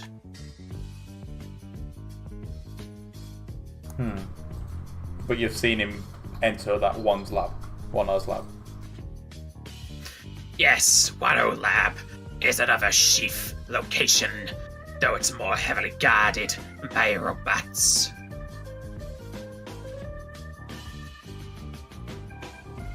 Are visitors allowed there, or are we going to get killed if we even try to get close?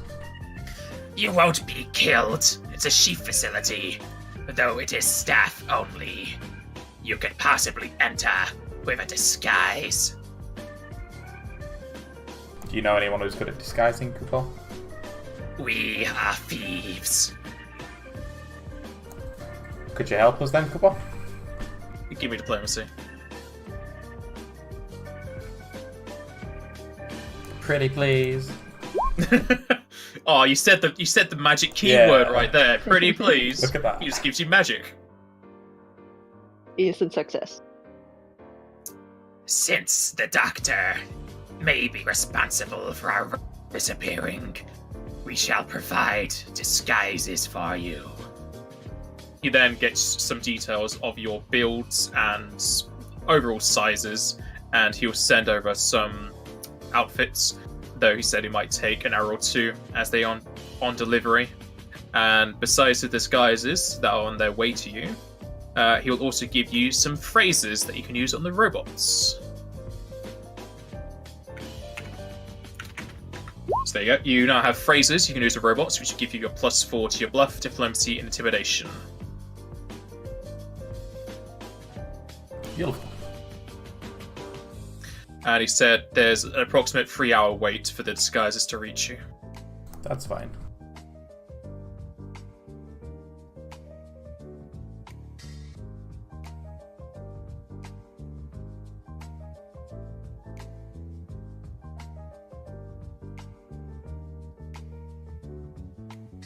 Do you require anything else?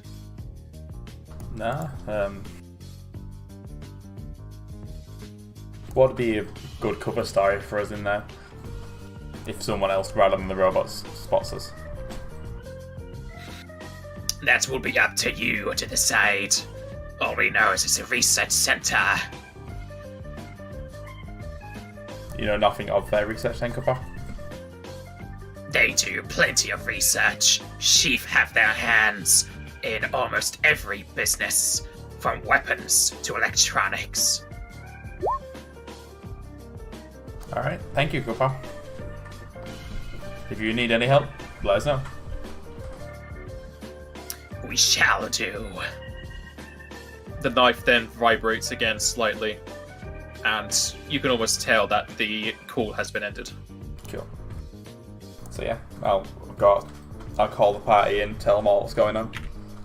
Let them into the key phrases and stuff.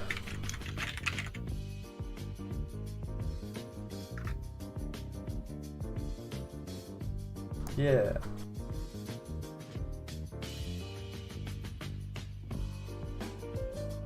Plus 50.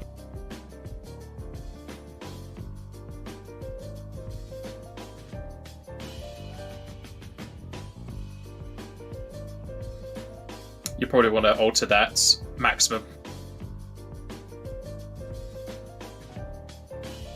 The next maximum is 15,000.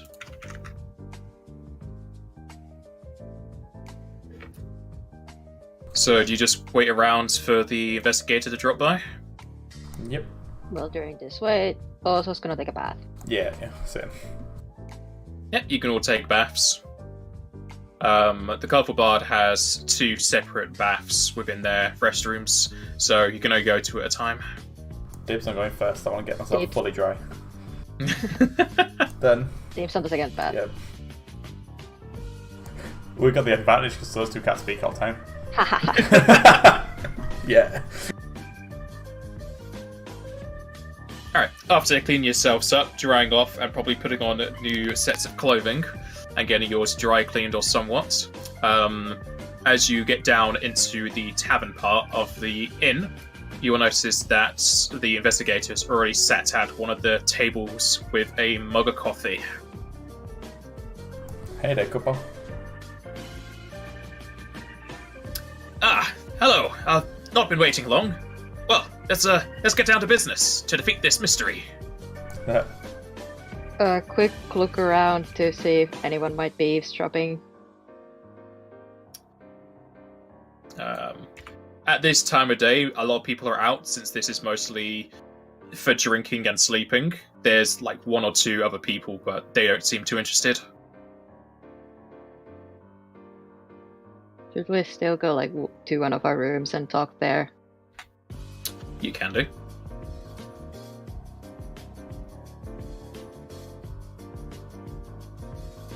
All right, good talk, guys. Can we do that? Like, Your party and Investigator Biggs move up into your room as he takes his mug of coffee. Muman's fine with it, as long as he gets the mug back. Right, so here's what we know. We went to the house. After looking around a bit, we found what we would call a mana monster, but he had a mana crystal kind of within his body. I tried the orb Yeah. you gave us, didn't work. Yeah, quick question. Was the mana monster we found at the house the only one with the materia inside of it? No, both of them did.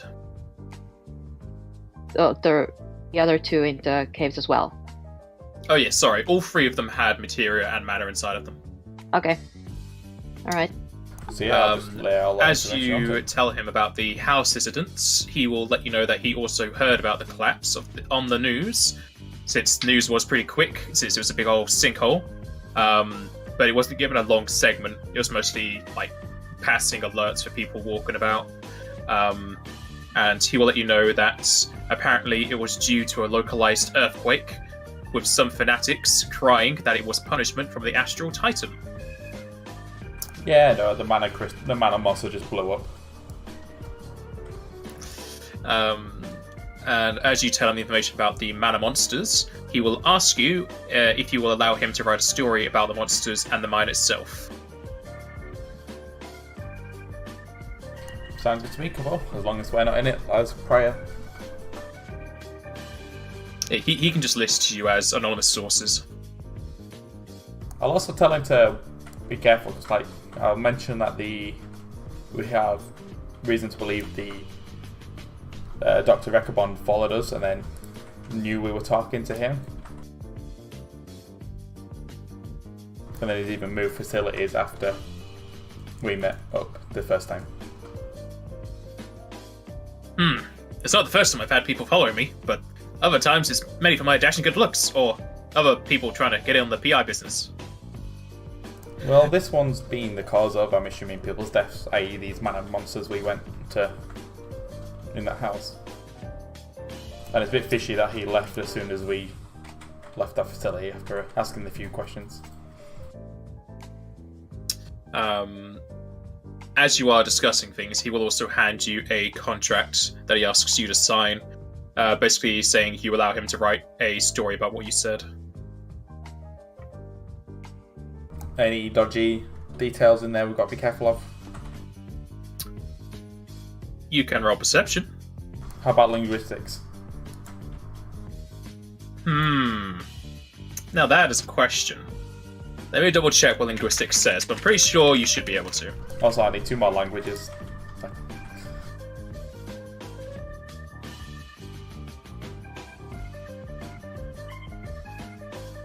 Yes, actually, linguistics is for writing and creating is for creating and detecting forgeries. So yes, you can use linguistics. You thoroughly read over the contract, and besides some like babble speak, where basically it allows him a bit more power on the contract, it's pretty secure. Yeah, that's fine then. I'll sign it. And unless you don't know. Could be truthful, could be not. Are you looking over the contract? Yeah. Alright. As far as you can tell, it's legit. Some words you might not understand here and there, because it's more like law babble, but it seems fine. And Joseph, you're pretty sure you can trust him. Okay. Since he's the one who's made the contract, it's obviously in favor of him, but as far as you can tell, there's something that can bite you in the ass.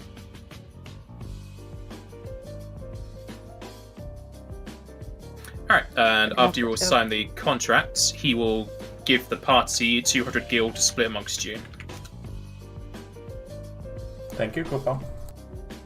As basically a finder's fee as such for the information. And if you tell him about the spellstone, he will let you know he only had the one. But since he was investigating everything and about the materia experiments, he thought you could have used it. Though he's sad it did not work for you. Yeah, we're out alive. We got out alive, Kubo. It's okay. It's just a shame we might have got some more information off a guy without infused mana. And you did mention that Dr. Ritterbod left, Yes. didn't you? He will also confirm this, saying that Biggs asked for a meeting after you guys went off to the house, but Biggs was told that Dr. Ritterbod was already packing to go to a different facility.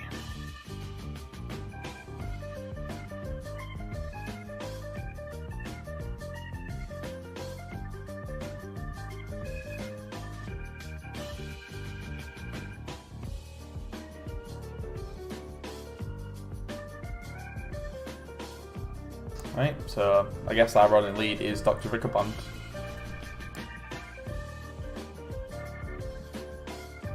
Well, we gotta wait for our disguises. Yeah. Did you want to tell the investigator anything else? I think that's everything, innit? Do you want to ask him anything? And if he's got any advice for when we go into that facility, or if there's anything he'd want us to keep an eye out for when we're in there.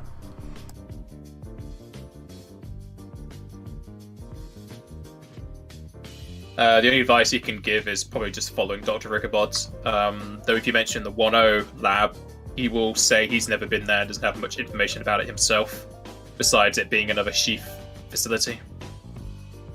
And if you ask him for any information he does have, he will say that he was able to pick up some records about Dr. Rickabod that were concerning. And apparently, in recent months, he has had plenty of people decline tests or not return for future trials. And this has been kept from the news so far, and not many people know about it since that is happening. Yeah. Well, he did mention that he's working on expanding lifetime because he himself doesn't have long left. But that seems to be killing a few people.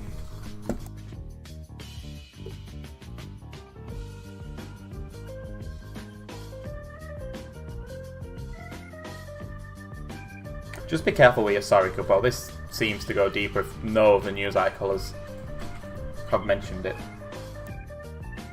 He might have some high-powered protection. Well, he does work for Sheath, and Sheath are technically more powerful than just the normal government around here.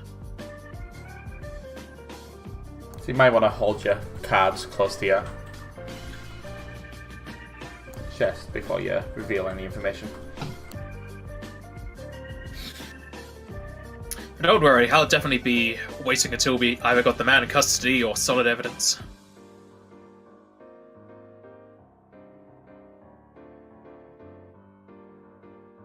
Right?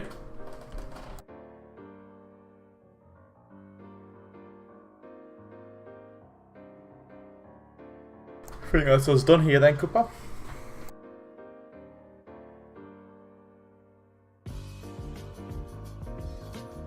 Alright, well, thank you for the information, and I hope all goes well in your search of the 1-0 lab. Stay safe out there, Kupo.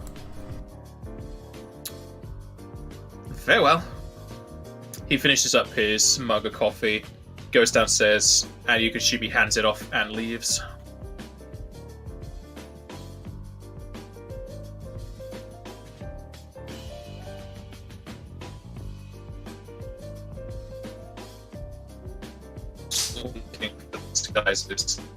Yeah, robotic, Kupo. What? We all robotic, Kupo.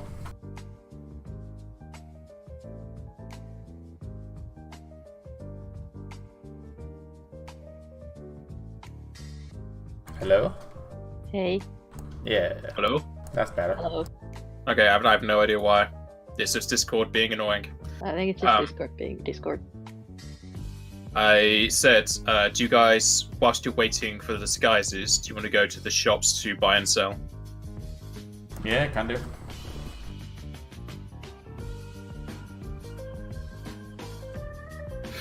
Is there anything in particular you want to sell or buy?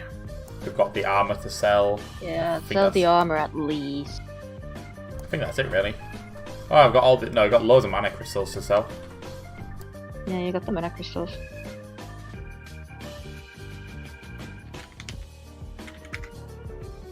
So I don't think we found that much else. There's the masterwork tool sets we found.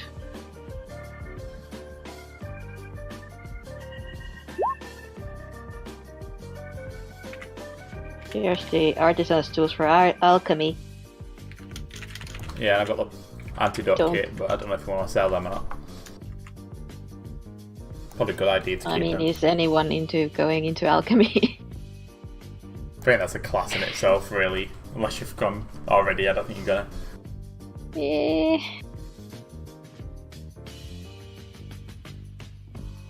So might as well, I guess, sell that. Yeah. The mana crystal was from the house, wasn't it? Yeah. Yeah. And then we had the gunblade Yes. and the ammo for it.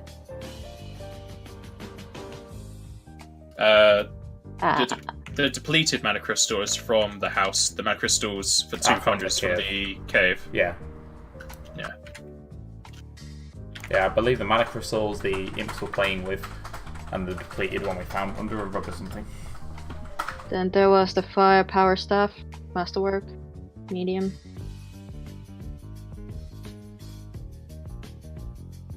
Yep, because nobody can use that. Well, can, but it's not exactly reasonable. Yeah, no point using that. Oh no, the only you need MP to use it, and they've already got a small one. Yep. MP and a cast level. Yeah. Yep. So like one of us can use it, but it's not feasible for her to use it.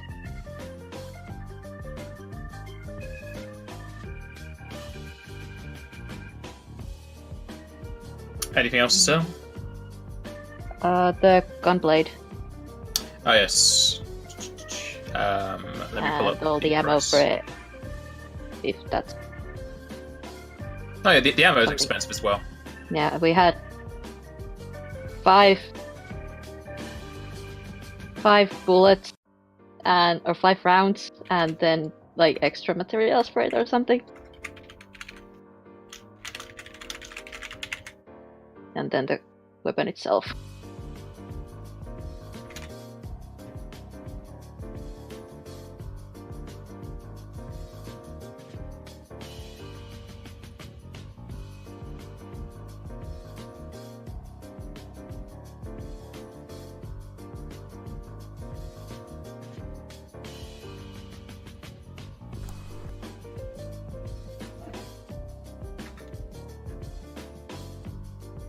Then you had 4 lots of ammo.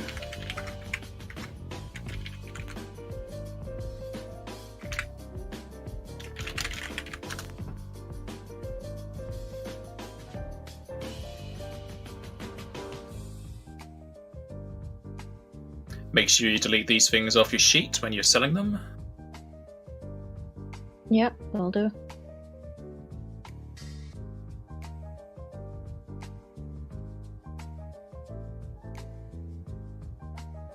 It's because the gunblade is a highly specialized weapon, and it also increases strength, so it's expensive. Or doesn't increase strength, it increases the multiplier on strength when you attack with it.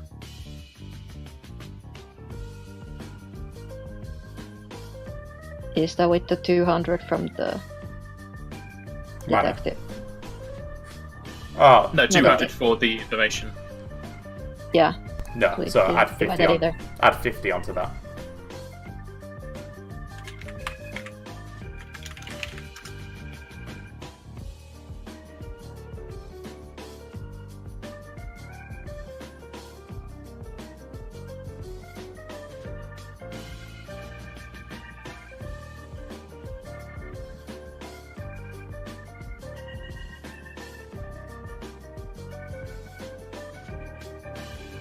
Is that everything to sell?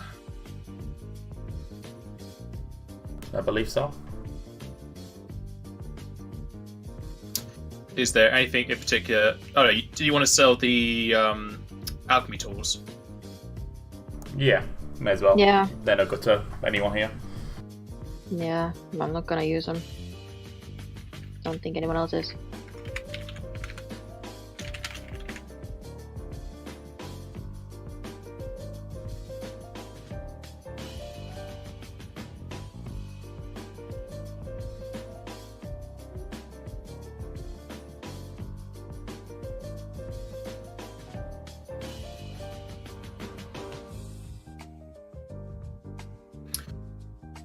Do you guys want to buy anything?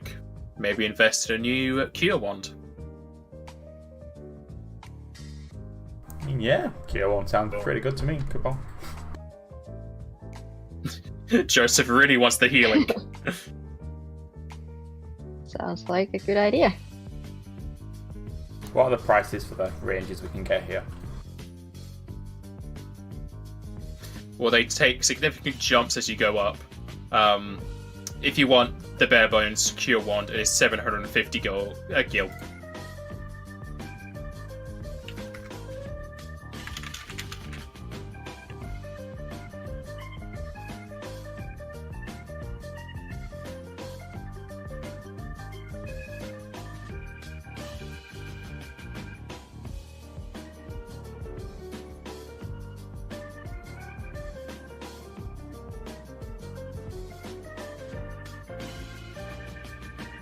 And yes, this is correct. you can split the price between you for an A7, and then two of you need to throw in an extra gil. I'll throw in the extra gil. I'll throw in a... Okay, Phil. Give him a tip. So, Joseph and Rimler will do that. Yeah.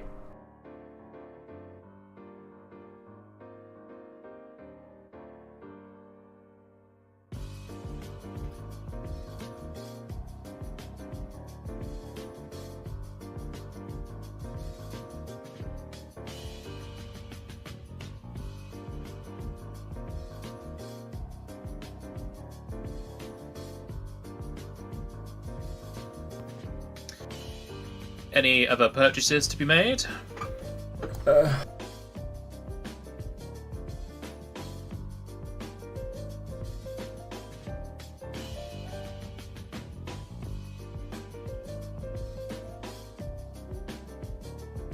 Do we want more just regular potions? Or would the caster want ethers or something?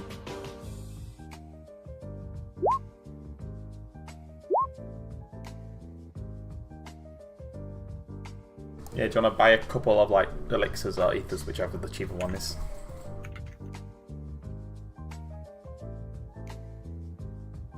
Damn.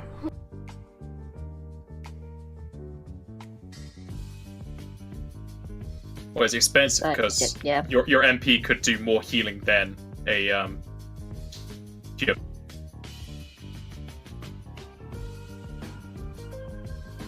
Yeah, well, what kind of a mind I guess.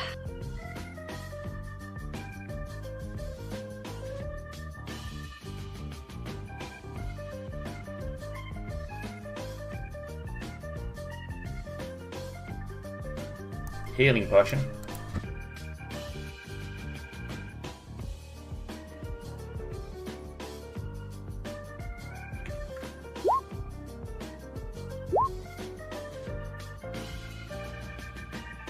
No, 50 gil is for the Pathfinder version, because Pathfinder is only at plus one. These are made at max.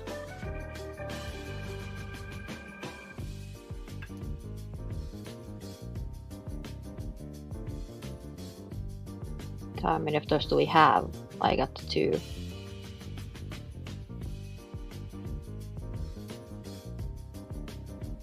I got 1.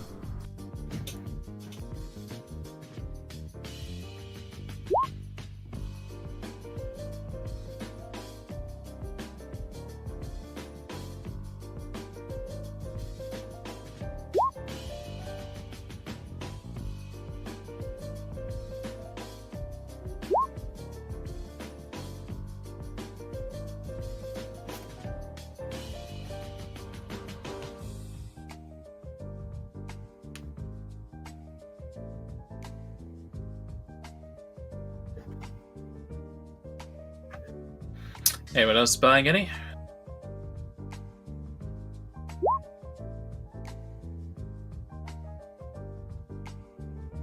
Yeah, I'll get one.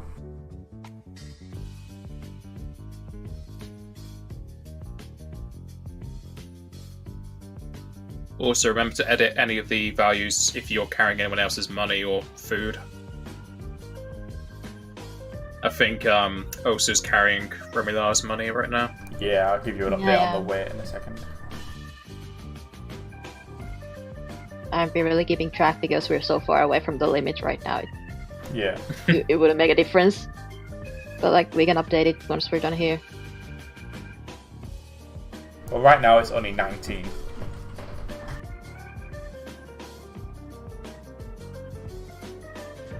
19 pounds.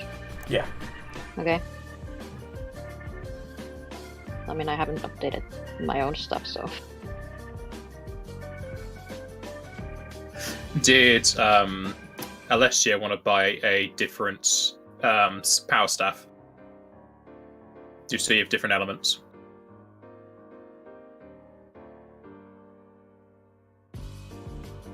Might not be a bad idea.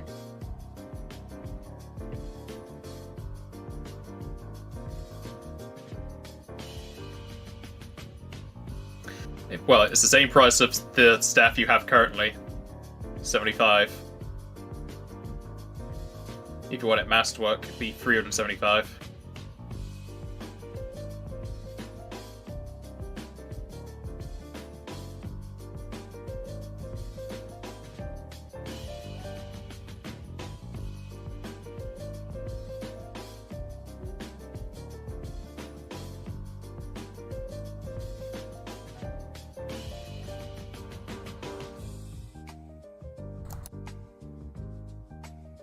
I'm assuming you can't buy it.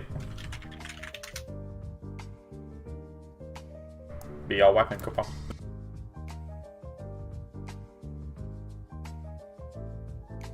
How much to guild do you have?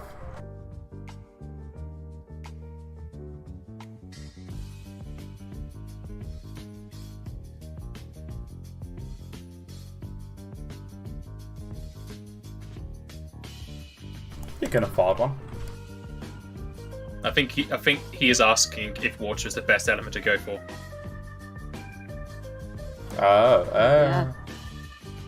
So I don't see why not.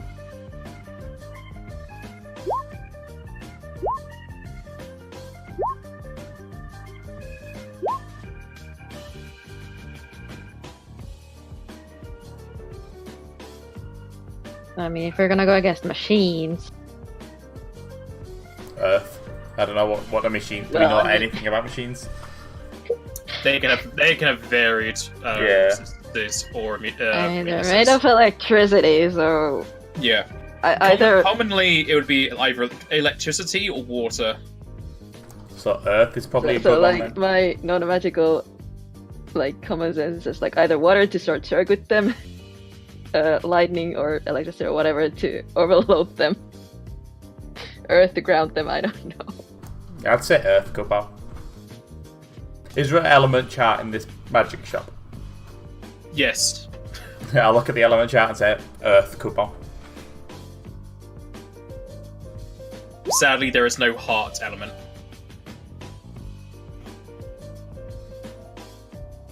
Power of love. They don't want you summoning Captain Planet. Alright, so Alicia buys a Earth Staff. You making it Masterwork or not? Masterwork is an extra 300 gil and +1 to your attack rolls.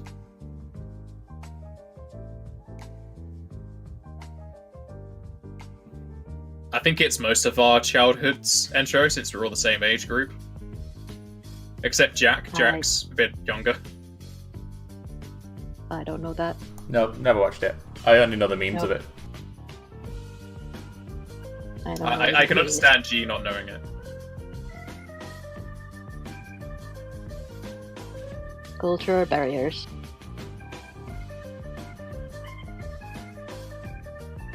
So you buy it? Yeah, you buy it.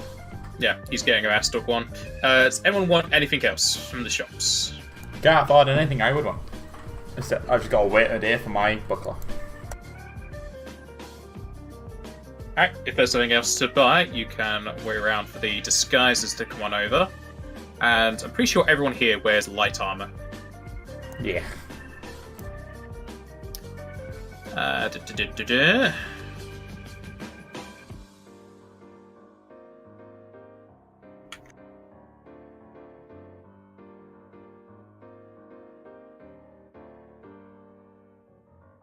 Alright, so after doing your shopping spree, you will return to the Colourful Bard, and as you get there, there's a rather large package sat atop the counter, and as you enter, Mumon waves you over.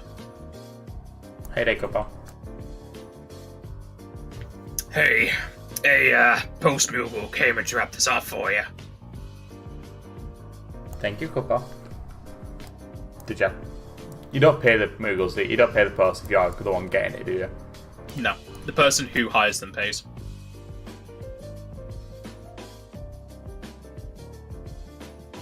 I take it you want to take them up to your room to open up?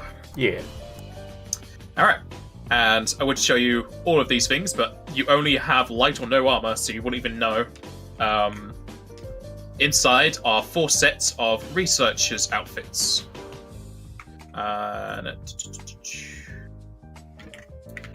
These outfits are going to be suitable for this specific facility, and they will not aid you in any other locations. Same goes for the phrases, they are only for this facility. And these disguises will give you +4 to your disguise checks at the 1-0 lab.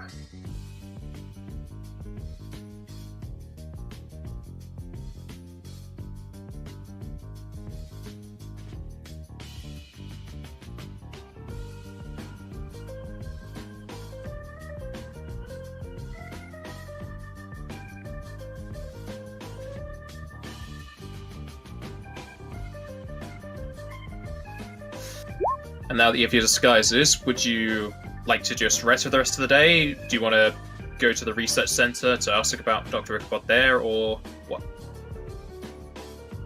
Probably rest so people have MP, I get my points back and stuff. Just in case the machines decide to attack. Oh, I roll really low on my diplomacy checks. Joseph, everyone has their own disguises for their disguise, but I roll it because you're not meant to know the outcome. But we'll get to that when we get to it. I don't know why Leslie's rolling. I just said I roll it. I mean, that now tells me what the bonus is, so that helps.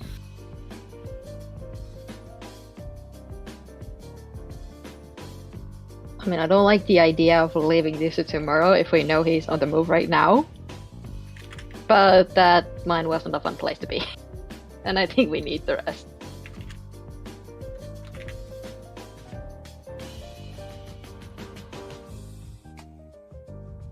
Oh, you're testing the notes. Okay.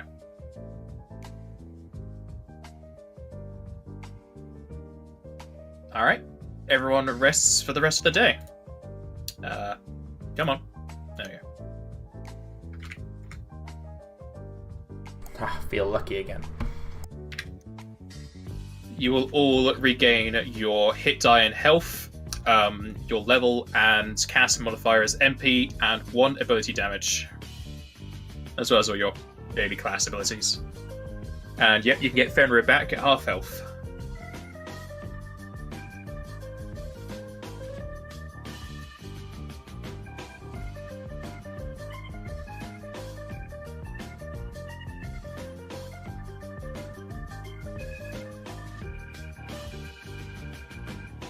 Alright, I'm going to quickly make a stop at the magic shop and pick up my buckler.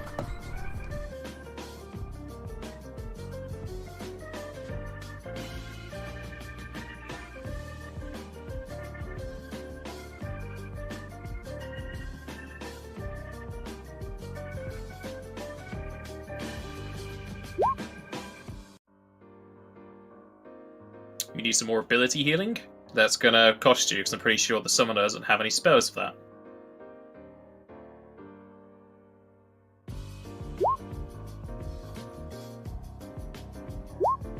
I don't know if I have the rules in here for them.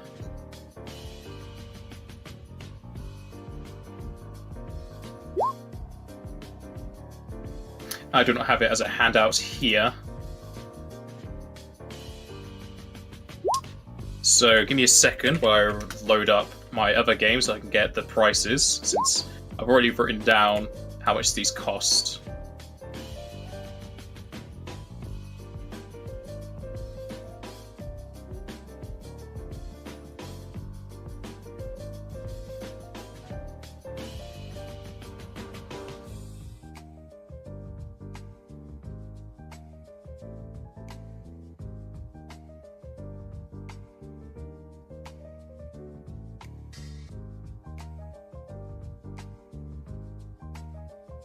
Okay, if you want a single ability score, heal to max, it is 280 gil.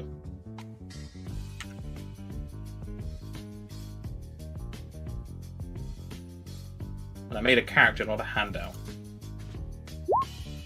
Handout. How much damage do you have?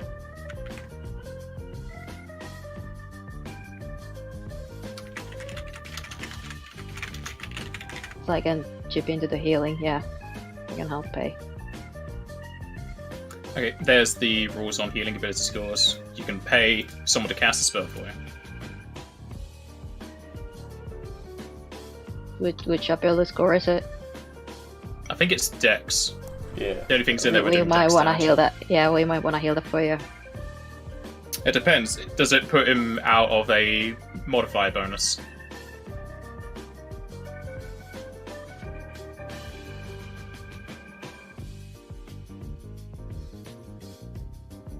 In You that might case, wanna- yes. So yeah, we want to help you heal that.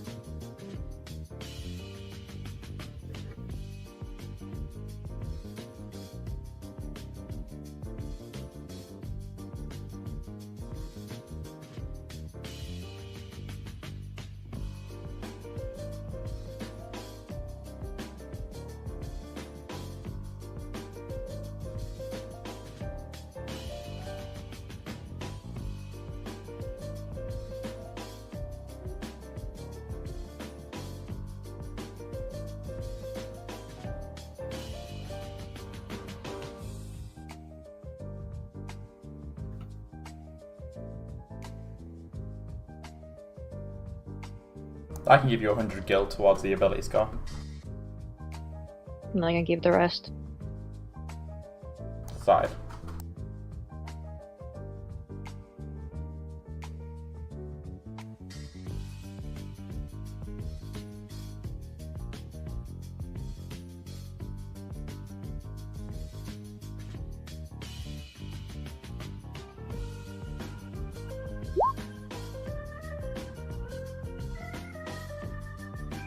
Remy, you said you went to pick up your shield, didn't you? Yes.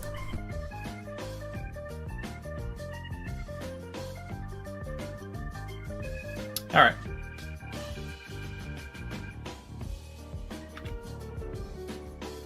And you've already paid for it, so that's fine.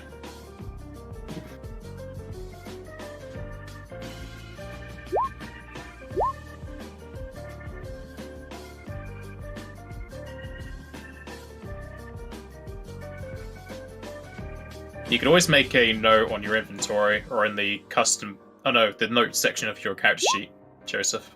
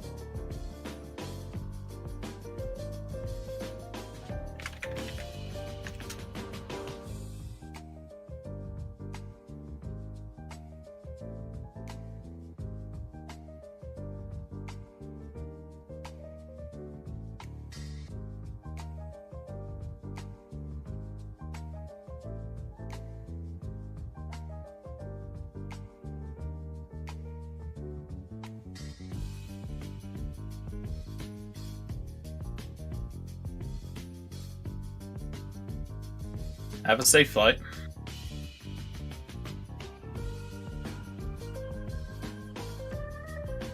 See you next week.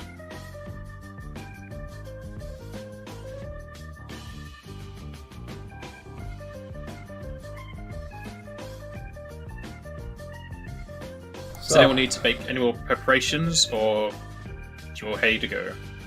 Ready to go. Alright, before we head off to that, we shall take our break here. Cool.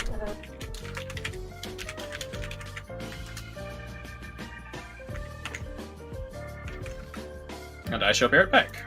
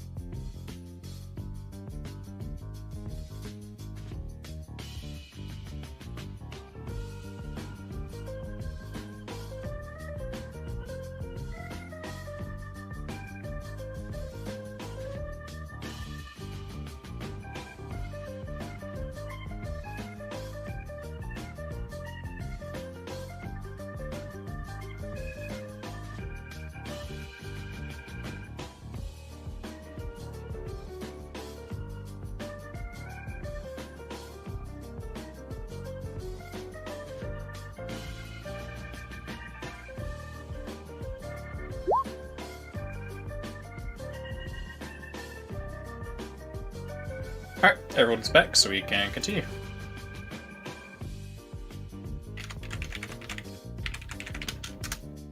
So, would you guys like to suit up in your disguises here, or when you get closer to the lab? Closer to the lab.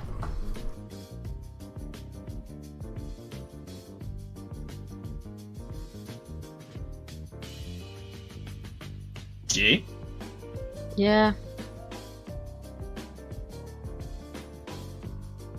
Alright, apparently you're getting closer to the lab for putting on disguises.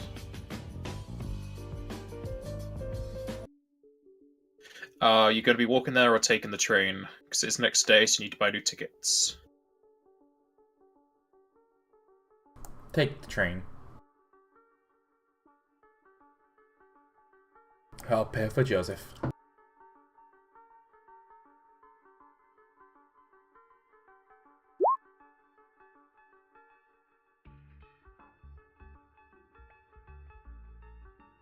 It will be 5 gil for a full day all district ticket.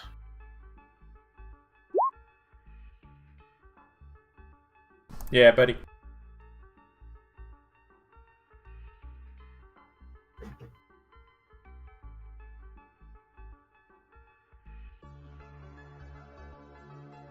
Alright, so you go to the station that's within walking distance and take it off to the train station that's closest to the 10 lab, which will take you about 10 minutes or so.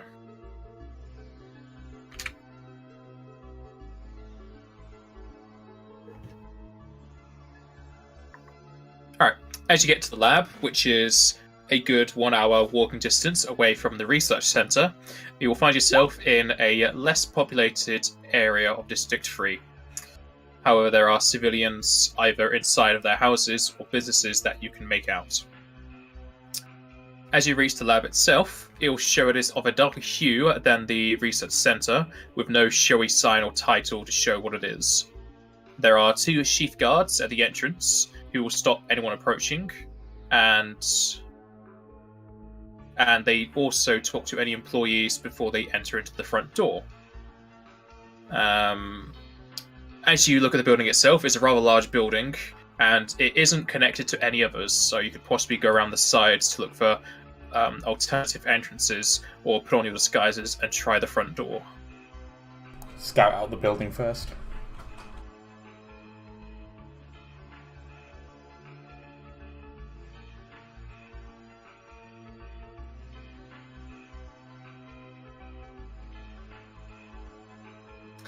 Alright, 1 second while I get to that part.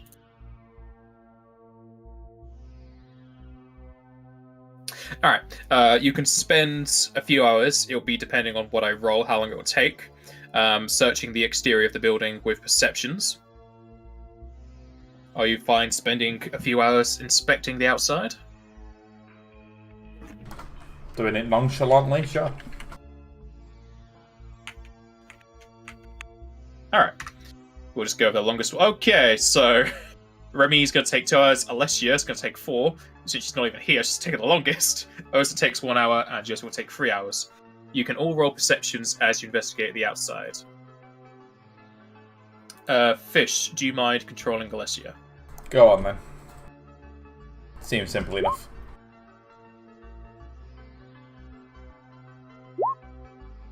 Yeah, buddy.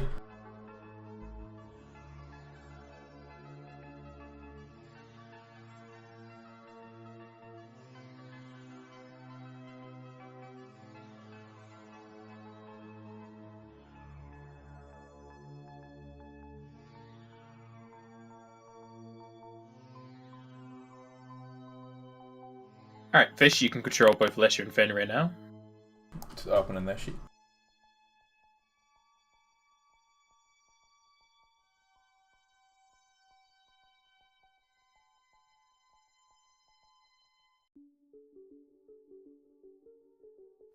Okay, as you're investigating, Joseph...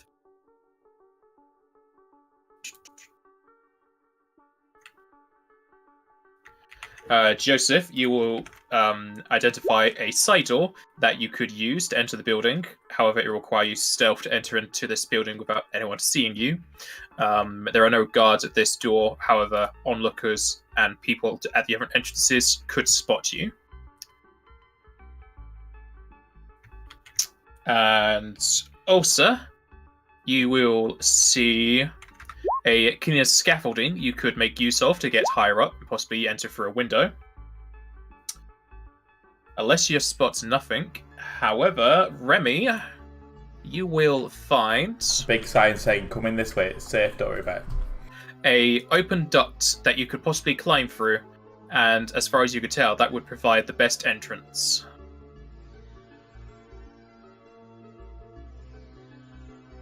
There you go, good bout.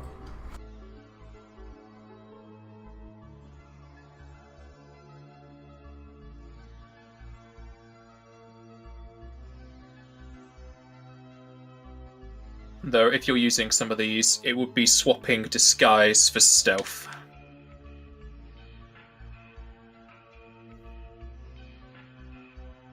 Yes, medium creatures can fit inside the duct, however large cannot.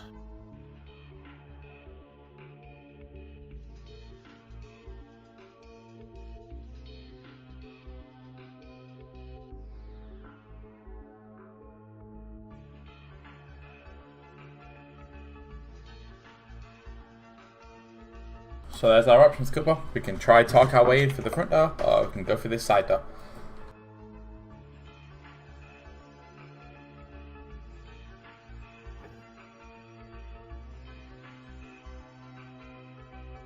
Depends if you're more confident with your disguise or stealth. Stealth for me.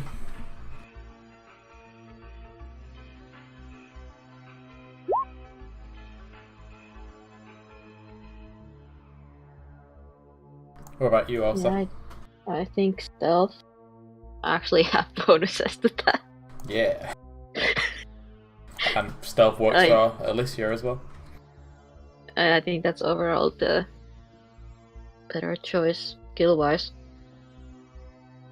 You can also dismiss Fenrir so he doesn't have the stealth. It'll just take a minute to resummon him later. Yeah, that's fine by me. Alright, you're choosing the stealth route.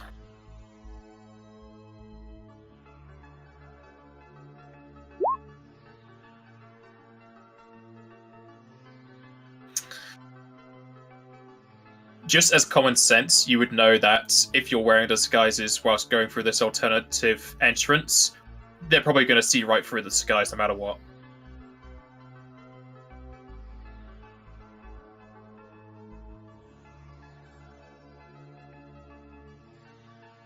Let alone the fact that the ducks are going to get the disguises dirty.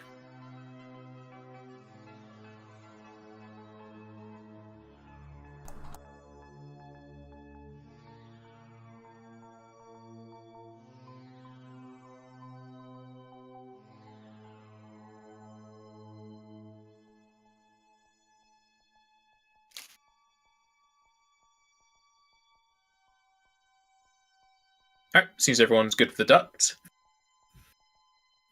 And since it's only 5 feet off the ground, and all the small races have wings, you're all able to get into the ducts easily enough. You just mess Fenrir so he's not around, and you make your way through the ducts. After gaining access to the ducts, your party move throughout the building, and as you move through the ducts themselves, you get to a part where you can see through some grating in the ducts, and you can look inside into the building that has a very pristinely white interior. And as you get to this grating, you will spot that there is a map on the wall which you could identify to find the correct location you are looking for. And you can do this from the grate without issue of sight or people finding you. If you are investigating the map, you'll need to roll knowledge engineering.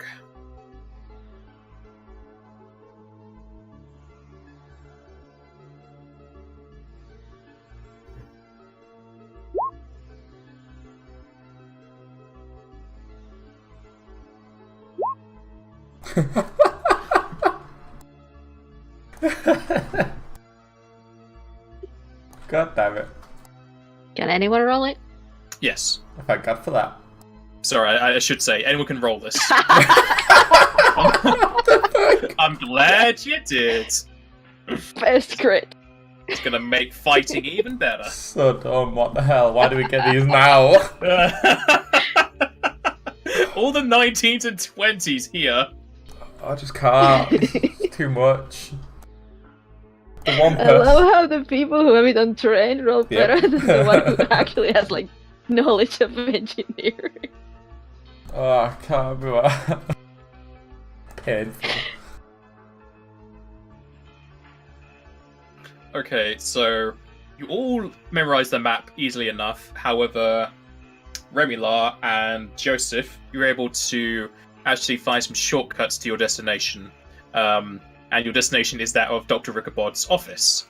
And you're able to reduce the difficulty by 2. Alright.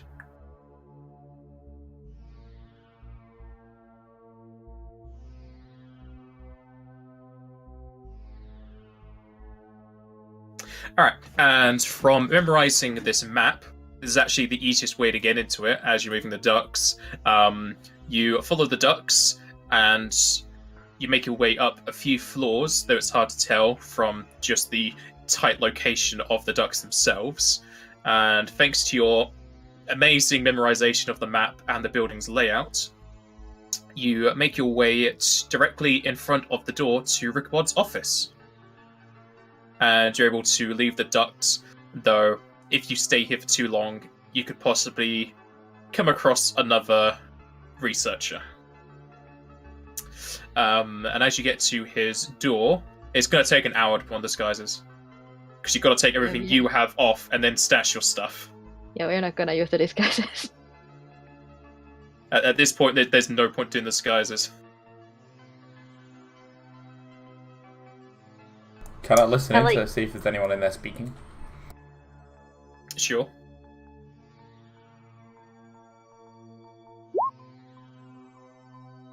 You don't hear anyone on the other side.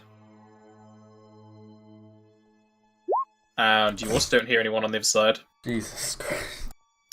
The door to the laboratory has a electronic lock, so you can use disable device to unlock it. However, you will take a -5 if you do not have an electronic pick.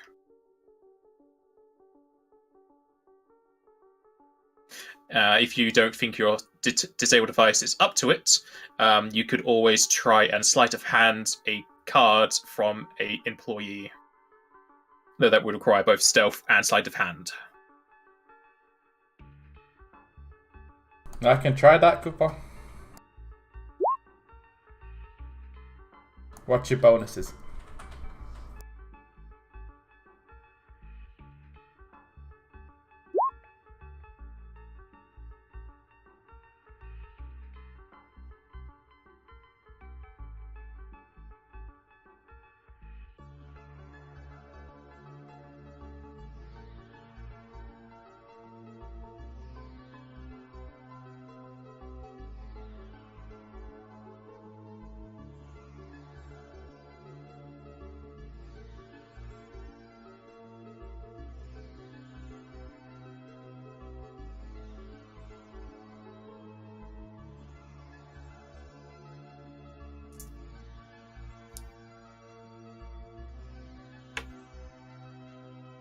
Yeah, I'll try it then.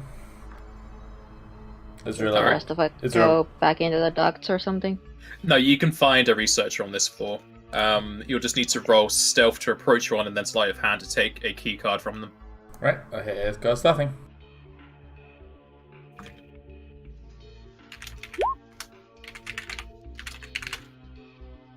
That's a good stealth. I got that. Yes, yeah. Why do you always get the Nice. good rolls with non-combat stuff? Hey, at least in combat I can't do anything. All right, leave me alone. Yeah, that's his way of avoiding combat situations, which works just as well, honestly. Okay, I suppose you're keeping those rolls. Yeah, go on. Yeah. I don't have Okay. many luck points to use. So, Remula makes his way away from this door and finds himself a group of researchers. And making your way closer to them, you dip your tiny little hand into their pocket and pull out a key card, which you are sure would open up the doctor's room. And as far as you can tell, all the researchers are unawares.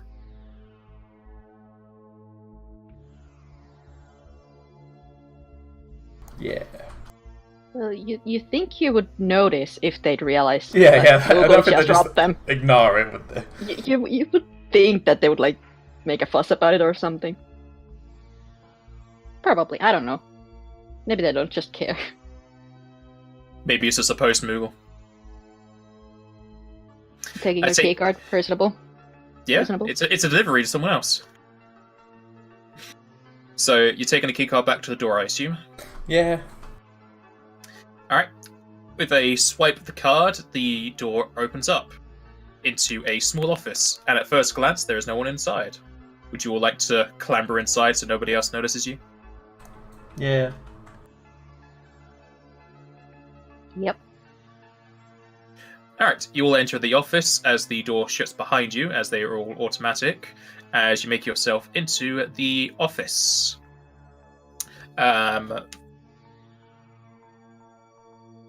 This is the most quick route you could have taken, so instead of like an hour or so, it only took you like 10 minutes. Well, it took us 4 hours to scout the place out. True, but I mean in like real life terms.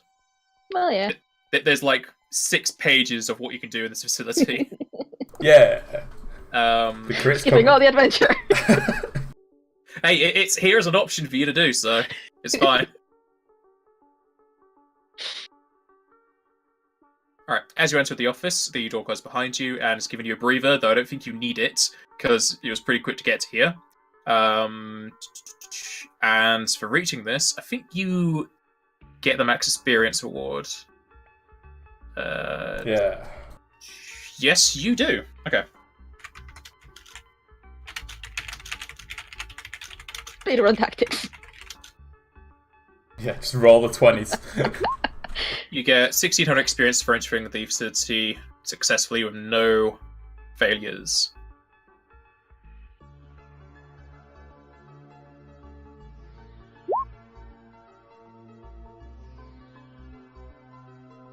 Alright, and after doing your experience, you will find yourself within a rather large office. It is 40 feet wide and 40 feet long, so it's completely square. There is a door right in front of you on the opposite wall, as well as several bookshelves lining the walls, notes and journals across tables in the middle of the room, a desk at the far end with a large computer, and a door leading east, which is what I just said. The door leading east also has another electronic lock. And you can check plenty of things in here.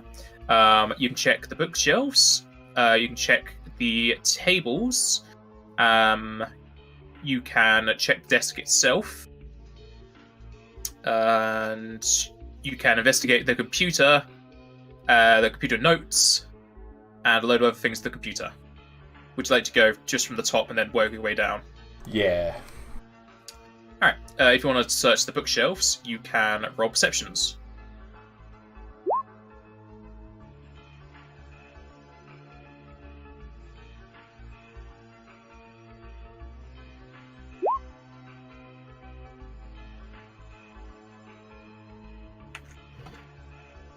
I think Alright, Horse has got this one. Yeah, searching over the bookshelves, Joseph, you will reveal that the Doctor was a fan of several other scientists who were working with mana and eidolons. Whereas Osa,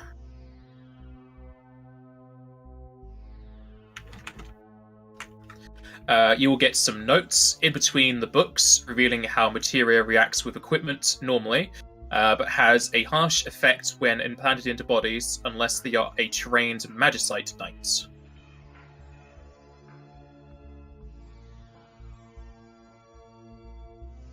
We kind of already knew that first-hand experience.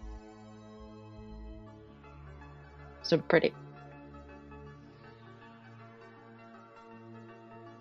And if you wish, you can move on to investigating the tables. Yep.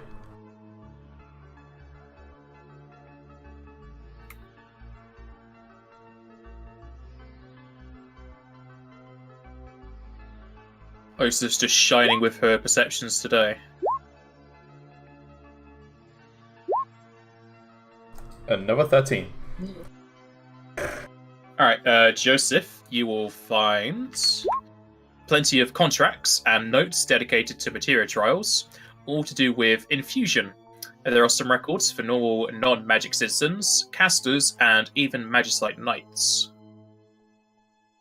And Remilar, you will find documents for Gethwin saying that she was a red mage with 2 trials, one for a materia weapon and one for materia infusion, along with a attached note. And I shall add this into our handout for you.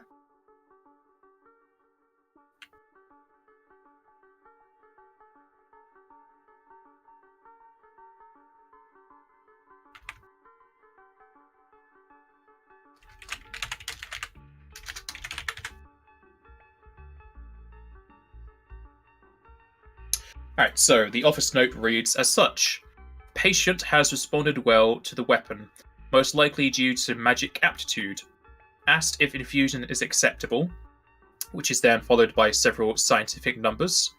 Though, unless you were a medicine man yourself, it'd be kind of incomprehensible.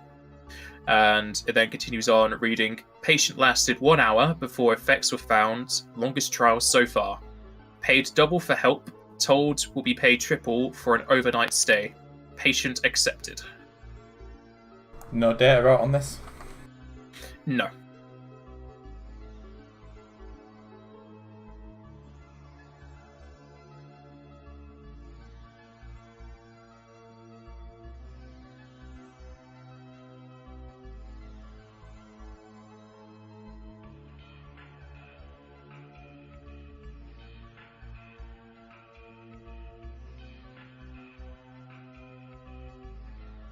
What are you being told?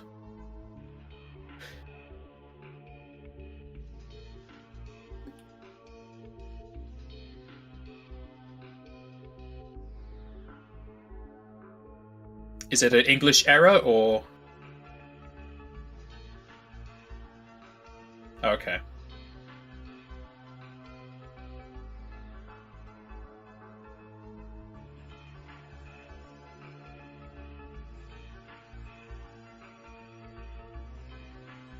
Would you like to move on to checking the desk? This was the desk, wasn't it? No, this is the table. Then check the desk. Alright, give me perceptions. Just take all my good rolls now, man. Who needs to fight anyway? I never toy.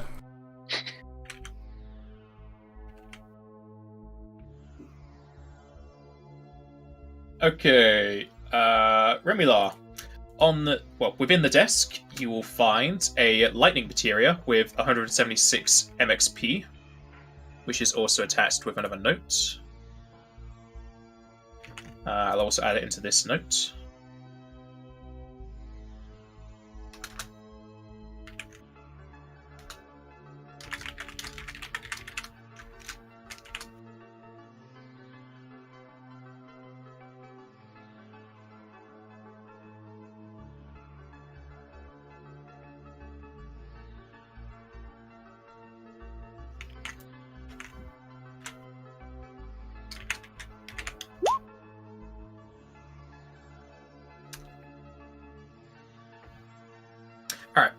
Within the desk, along with that level 1 materia, level 1 lightning materia, there is an attached note which says, materia attuned easily, results are above average. Talented casters produce better results, but do not help with non-caster research. And you'll also get... Joseph will find a level 1 cure materia with 20 MXP, along with another note, which I shall add to that handout. The second note within the desk will read, non-elemental materia produce better effects, cure being the longest lasting and least dangerous choice. Again, there are more scientific numbers. It'll then continue saying, GW has agreed to have overnight stay. Altered life materia will be used. Did you put that in the notes? Yes. I don't see it. It should be right below the other one. There, now I do.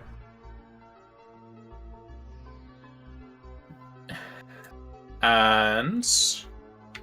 Ulsa! It's a good thing you rolled so high, because you revealed another note that the guys will missed. Probably the most important note.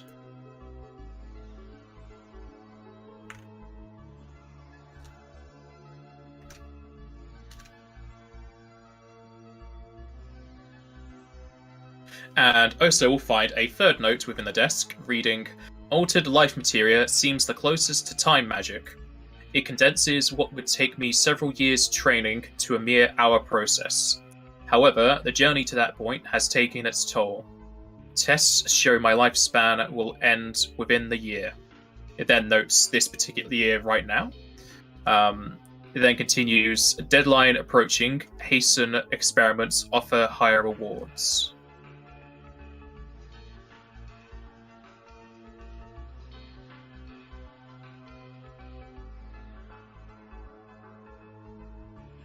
No wonder he was such a rush last time we saw him. Would you like to discuss what you want to do with those materia before searching anymore? Yeah. So who has any magical equipment they can put this in? Elsa? Nope. Joseph, do you have any magic what's not already got one in?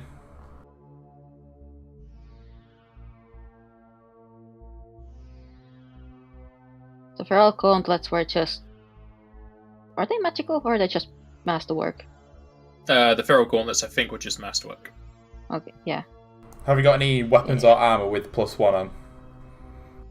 Nope. Joseph? You got a buckler. Cool. Yeah, so I've got a buckler and armor as well. What does the cure materia do? I'll get you the link. If it's on your armor, it gives you fast healing up to 50% HP.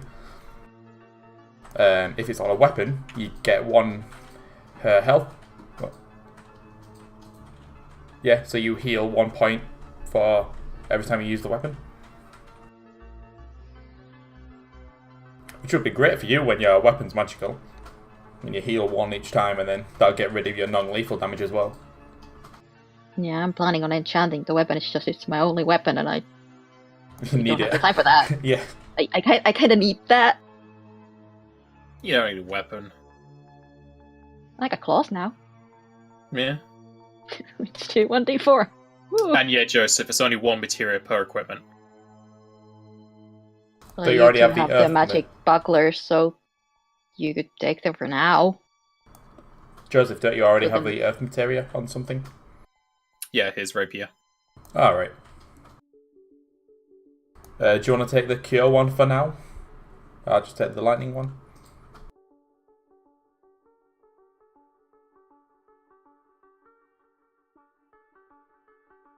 Just make a note that you have them in your inventory, and then have their MXP within their name or something.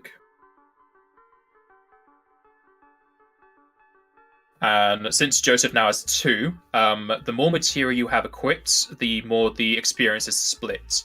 So, for example, if you gain 100 XP, it's divided by 10 for 10 XP, and then you split that among how many material you have. So if you have 2, each one would get 5 MXP. If you had 5, each one would get 2 MXP. It's split evenly.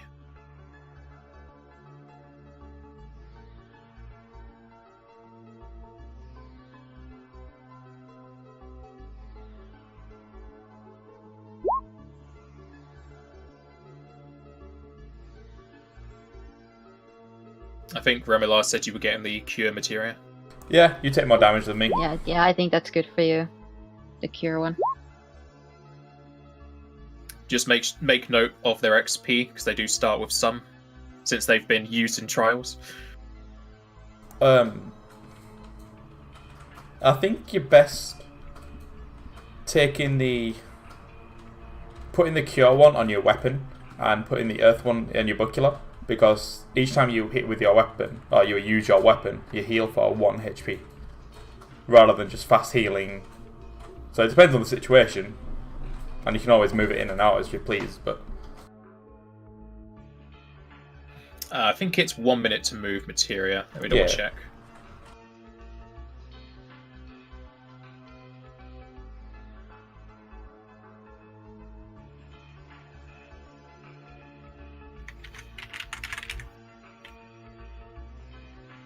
Attaching Materia or removing it requires a move action that does not provoke.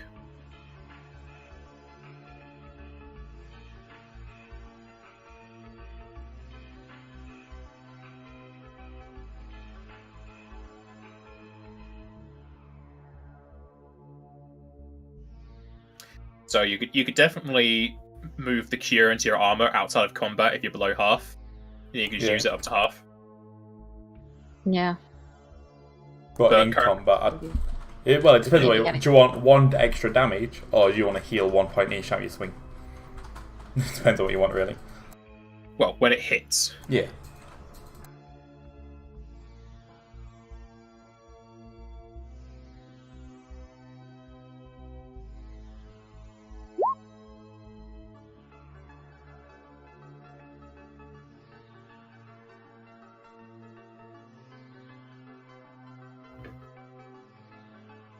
When the Earth gets level 2 instead of level 1 damage, it would be 1d6.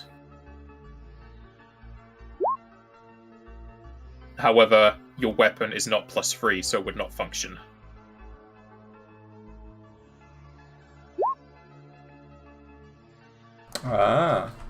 So even so when it levels up, he still wouldn't get the level 1 bonus from it then? Yes. Damn.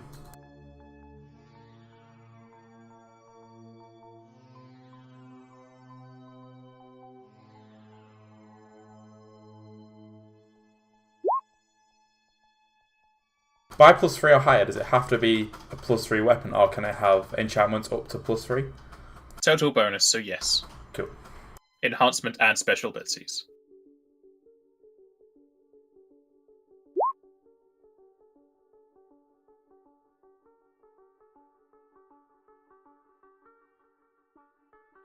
Where's the experience chart for these? It's on the main Materia page here. Common Materia become level 2 at 500 MXP. All of these should be common.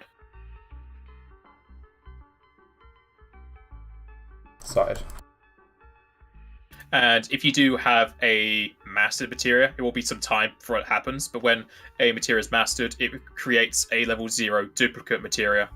And once it is mastered, it no longer takes MXP away from other ones. It's obviously down the line, but if you want to keep that in mind for later on.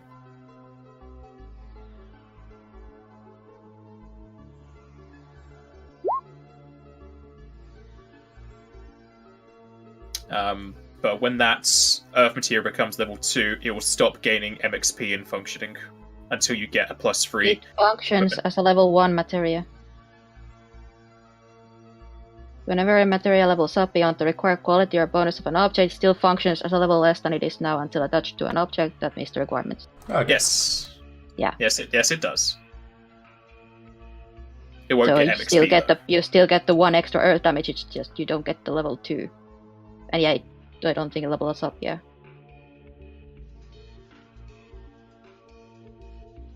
But it doesn't just become a useless object. It still works.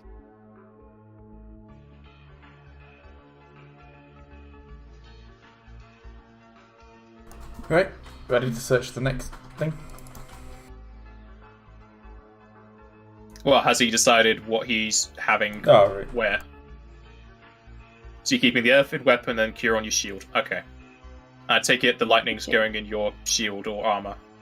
Remy?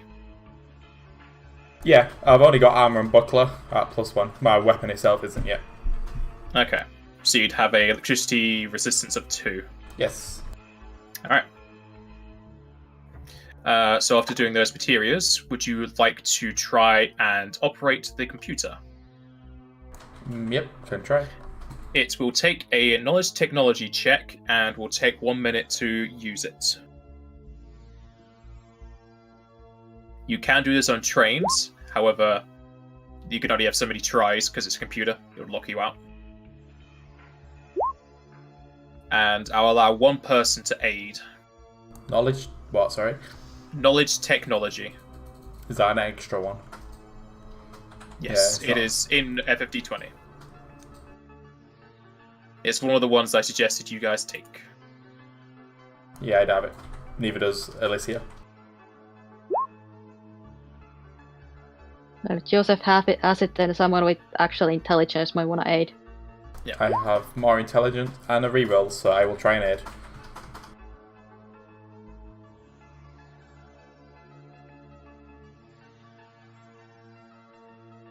This is to aid. That's one failed try.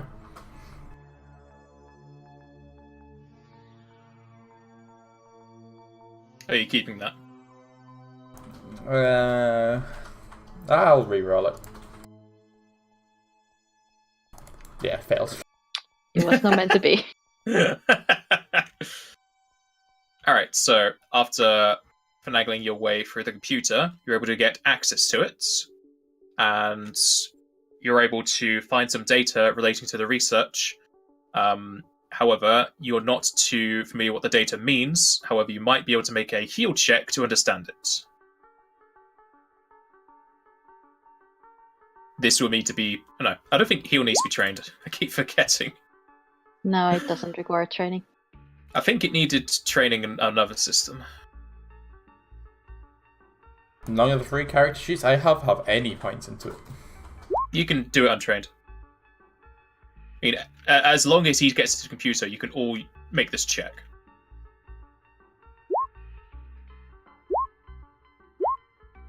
Nope.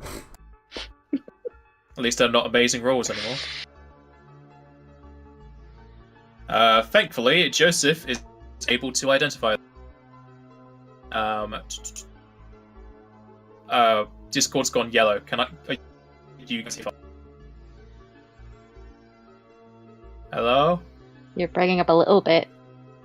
Now it's gone red. Now it's gone... Now you're breaking up again. Oh, I'll just be alright then.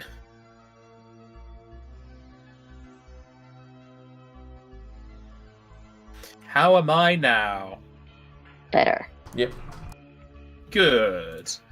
Alright. So...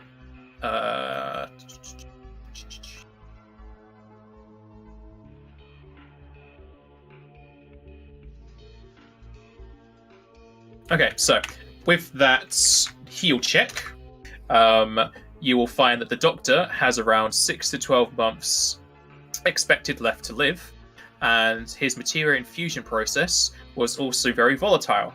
Having a 20% success rate, it also notes failed fusions with imagery of mana monsters, stating that these occur in 5% of patients.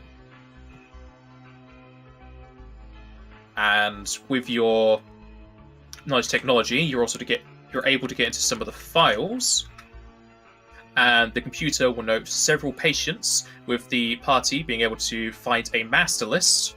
It notes 1,820 patients within the past 6 years. Around 100 were noted as being Magicite Knights, noting they produced no applicable data. You do know that there are some more files, however, with your technology check, you cannot access them. Can we try again to dig deeper? No. Is there a memory card anywhere around we can take the data with us?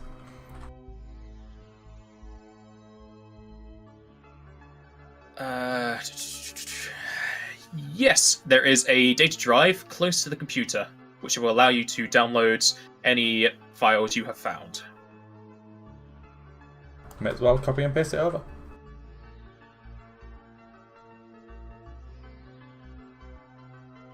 Alright, you don't need a check, as copy and pasting is very simple, and since you were able to get a computer, I'll assume you know how to do so. So, you copy over what you're able to access, though sadly there is plenty of information in here you cannot access.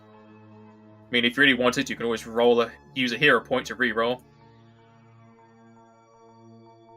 It means it's information. It's up to you if you want to use a hero point on that or not. We have gained 2 today already. Well, technically 2. 1 from level, 1 from the goblins. Alright, you can spend a hero point to re-roll your technology. You can have the +2 from, oh no, you didn't even get +2 before.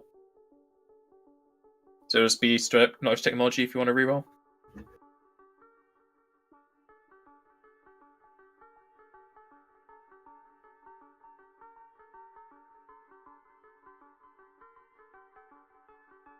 If anyone wants... no, you can only do 1 action, but I'll let someone else use their hero point to give you a +4.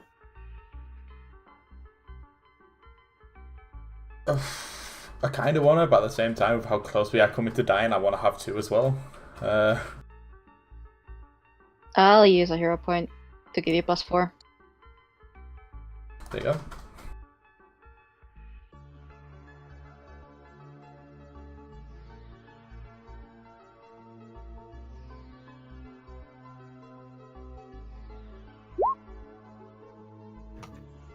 That's without a +4.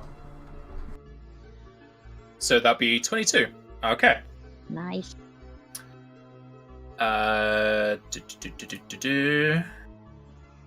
This is a very long thing, which I don't know if I'll be able to put it all in. So, with a higher check, you are able to find some hidden files within the computer itself, and one of them is concerning failed fusions, and it has an attached video recording. No, nobody aided because they failed the first time. But they gave you a +4, so that's enough. The video recording will show a Varg being infused with materia in a large white room. The video is sped up slightly with a timer in the bottom right. When the timer reaches 10 minutes, the Varg shows great pain and aggression. Oh, excuse me. The Varg will show great pain and aggression, tearing at the walls of the room. After 15 minutes, the Varg's fur starts to fall out and its limbs become longer and thinner. After 20 minutes, the Varg has mostly become a mana monster.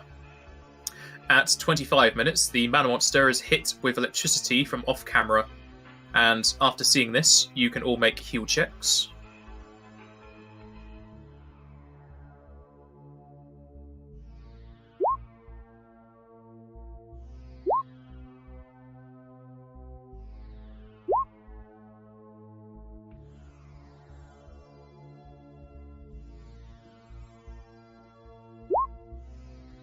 Okay.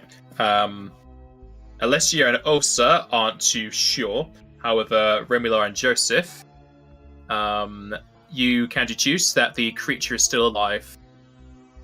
And aside from this video, there are notes that have several reactions and scientific data based on the video itself.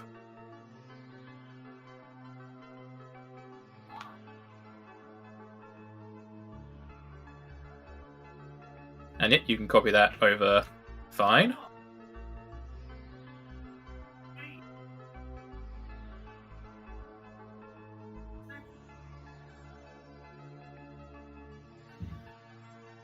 And then with an even higher check, you'll find another video.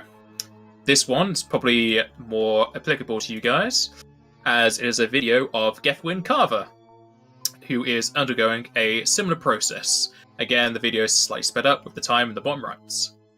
And you will notice that there is a Q materia inside of her arm. The video goes on for 1 hour as she walks around, kind of nonchalantly, as if nothing's really going on. And along with this video, there are notes with... there are notes attached with data. Besides this beginning video that lasts 1 hour, along with the notes that go along with it, there is another video that is linked to this one.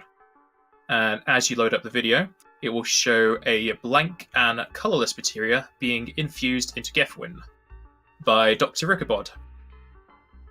The doctor will quickly leave the room, and the materia takes on a red hue very slowly after 30 minutes. The video has no audio, but Gefwin looks in a lot of pain for the next 10 minutes. For the 10 minutes after that, Gefwin seemingly shrinks in size. She starts casting spells at the walls and camera, dealing damage to the room but not breaking out. The video shows Gefwin scream for the next minutes until only a glowing crimson materia is left on the floor. The remainder of the video is on the crimson materia alone in the room. An attached note will describe that the experiment was a success with tests to follow. There is a date attached as yesterday, a few hours after your party had left for the failed trial house. What a monster.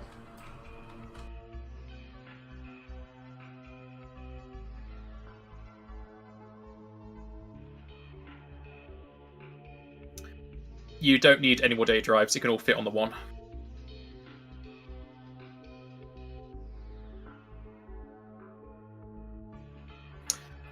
If you want to make extra copies, there is only a single data drive here.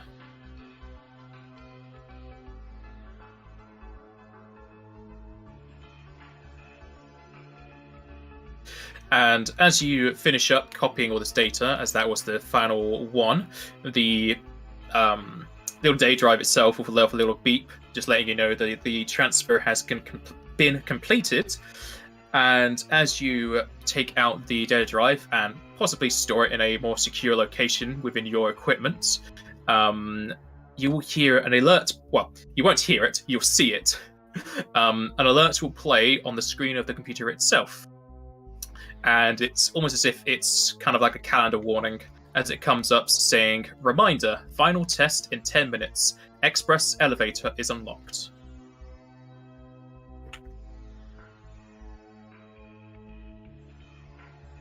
And after that message plays, the door towards the east will have a light appear atop it with a green hue. And yes, to hide an item, it is sleight of hand. Get moving. Yep. Moving where, though?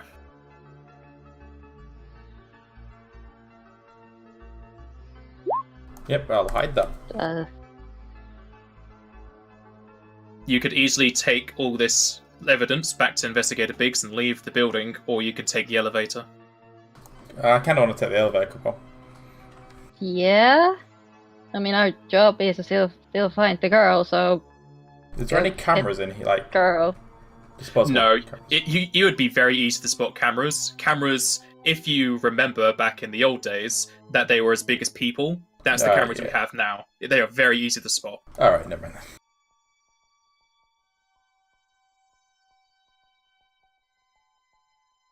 So, there's a group decision to head into the elevator.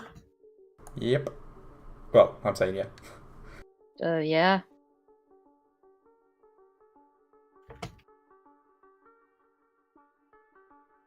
Alright, give me un memento.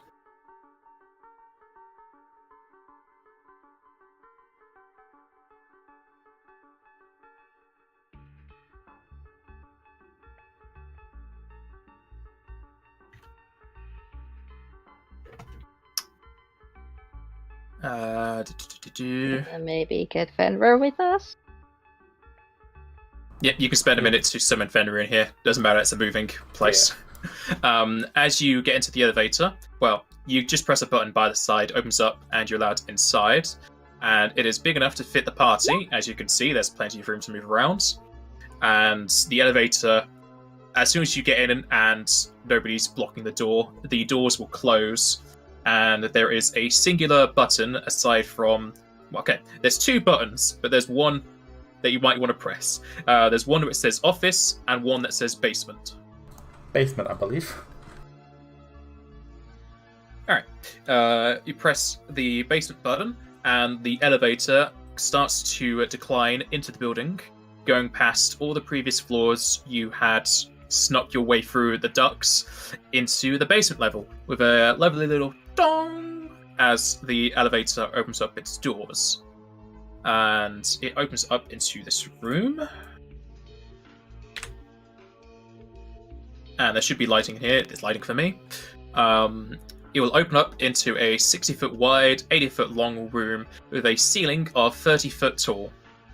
There are 2 lights situated near the doors, as you should be able to see by the yellow circles. They provide the room with bright lights for the entire floor, with some dim lighting near the corners and sides of the room. There are several consoles, pipes, wires, and such on the sides of the room, and attached to these devices are 14 separate large tubes, 7 of which contain materia with flesh wrapped around them, 7 contain mana monsters, and all of these tubes also contain a translucent blue liquid that bubbles away. The large tubes are set up near the walls, leading up to the far end of the room, with even spaces between them. And at the end of the room, you will see another electronic door with a pad for a key card. And as you finish looking over the room, as these doors open, a loud message will play over the comm in this room. Final test will begin in 5 minutes. We gotta make a move, Cooper. Yeah. And everybody make initiative rolls. Reroll. No, okay, I'll deal with it.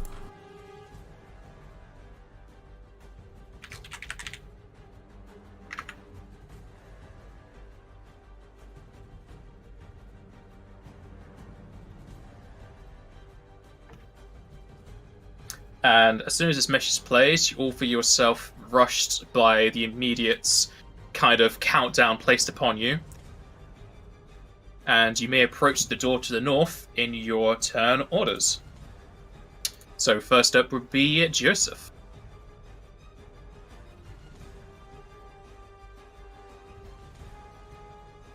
Joseph just goes into the corner of the elevator. Yeah, what you doing?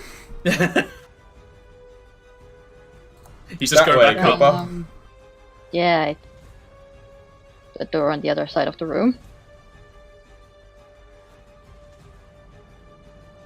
He's hiding in the corner whilst he talks to someone. He's opening up his codec. He's asking the colonel for help. Metal Gear. Metal Gear? It can't be.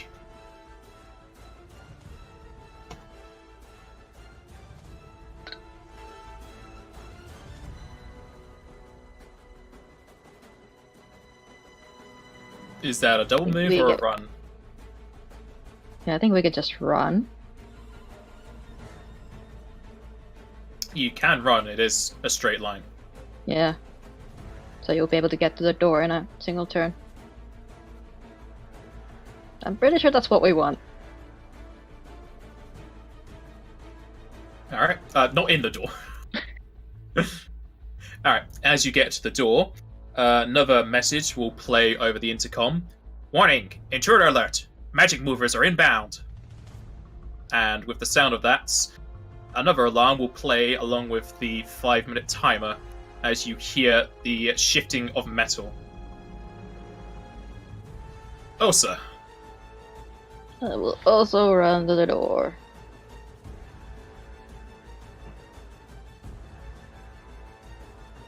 Alessia.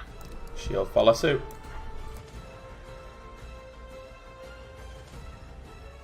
Remilar. I'll follow suit. Alright. As you're all making your way towards the door, the shifting of metal will get louder as 2 holes in the wall open up either side of you, and 2 rather large robots will exit out. Oh no, I just turned them around, I didn't put them onto the map. They will come out of the holes in the wall with a very dominating pose. Let's give me 1 second.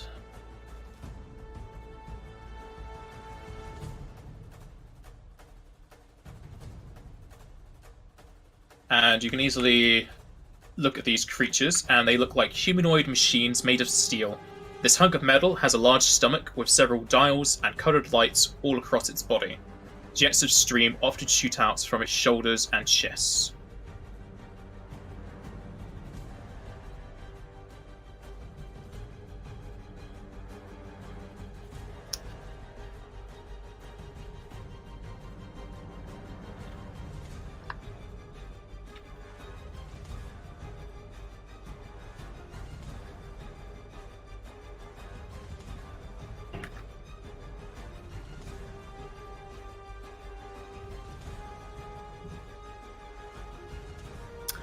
And as they do so, the one on the left will make its way up to the first person it sees.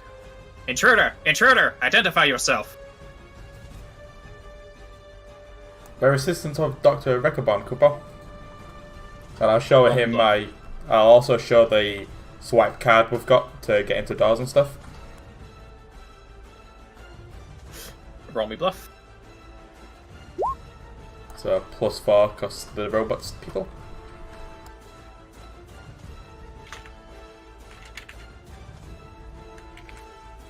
Is +4 already in that? Nope. Alright.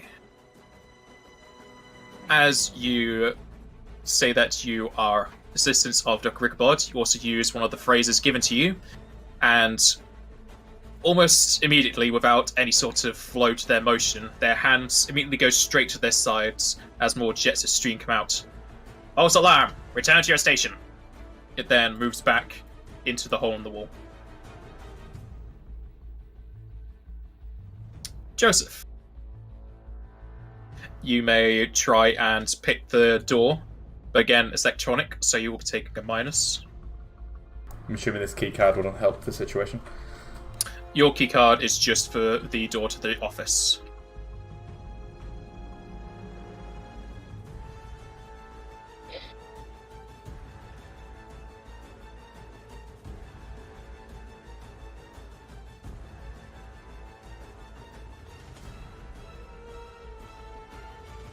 Knowledge technology will not help you. It has to be a disabled device for the lock itself. You could either hold your turn or just ready a move action until the door opens.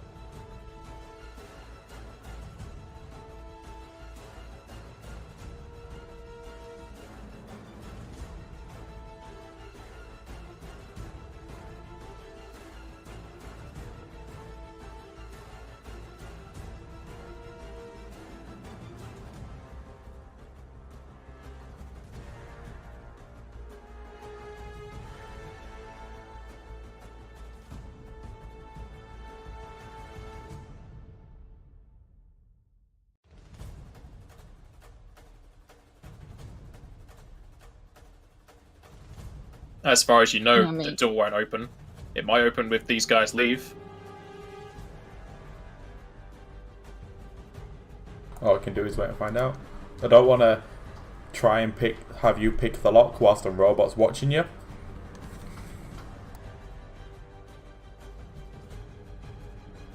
Okay, when are you holding your action till?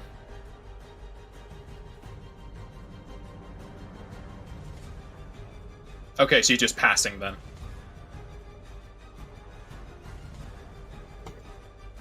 Alright. Osa. I'm gonna ready a move action in case the door's open. Alright. Just forego my standard. Alessia. The same, I guess. Yeah, same, exactly. Alright. Remula. Again, I'll move over here so I can do the speaking just in case, but... You could try the door. You have the key. He knows it's not the same key for this. Ah, okay. The key card he has is mostly for the facility. This is an underground part. Gotcha. Okay. Yeah, So you just, move... yeah, I just like normally walk over here, like not special, and get ready to speak to the robot if he needs to come to me. But then I'll also have Alright. my standard ready to go out the door. Yeah. This magic mover will come over and, again, call you an intruder and ask what you're doing here. Same response. Give me a bluff. I will give you a reroll. Much better. So +4 onto that, I'm sure it'll work. False alarm. It then moves back into the hole in the wall.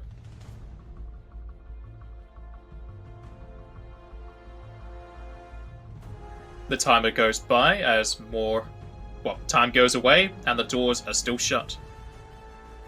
And with that, you will hear the shrinking of metal again, as two new magic movers come out of the walls. And this time, you'll note that these magic movers have different symbols and coloration to them. They are most likely different types to the earlier ones. And as far as you know, your phrases will no longer work on them.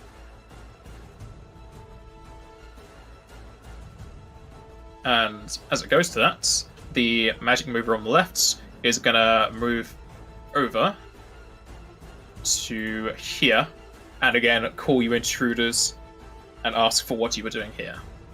Remula, you can still respond since you're close enough. Yeah, same response. And give me a bluff.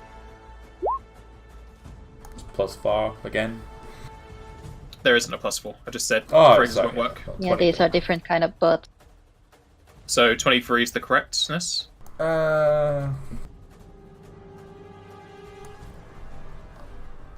Yeah, because I've already used my reroll. Yeah, 23 all day, probably.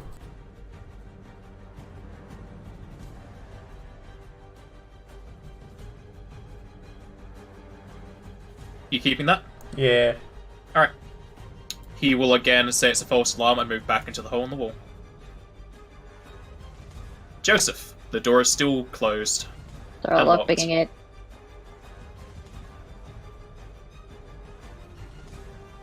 It will take you 1 round to do a disabled device. What's your bonus to it?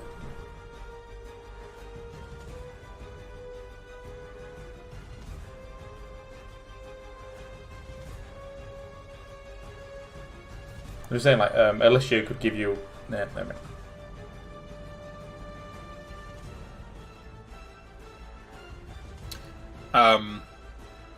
You should also note in the information for Disabled Device what you have adding into that, because your tools won't be working here, because you need electronic picks. But that'll be a lot lower than what that is anyway, and that'll be a failure.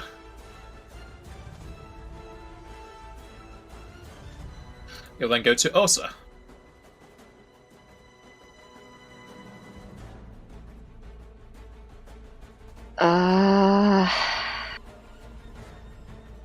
I mean, there's not much I can do right now.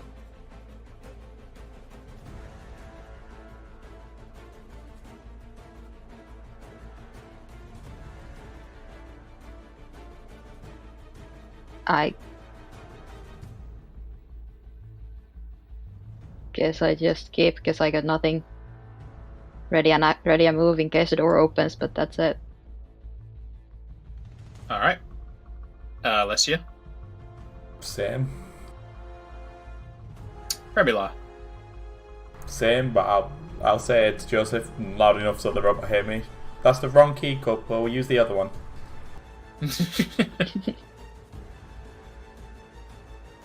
Alright. This magic mover on the right will come over, do the same to Bill. Gonna need a bluff from you. There you go. I suppose you're keeping that. Yeah. Alright. It will accept and move back into the hole in the wall. Timer continues to tick down, and another set of magic movers will come out of the walls.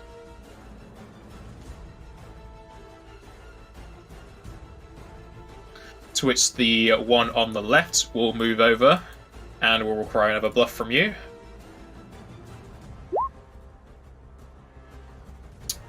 Since you kept the other one, I suppose you keeping this as well. Yeah. Alright. Intruders will be removed! The robot shouts as it rears up its arm. Damn it. And as it does so, the arm raises and allows its stomach to open up, as if a vacuum is being formed within its stomach, and it starts to suck in whatever is a part of Alessia. And Alessia needs to make a fortitude save.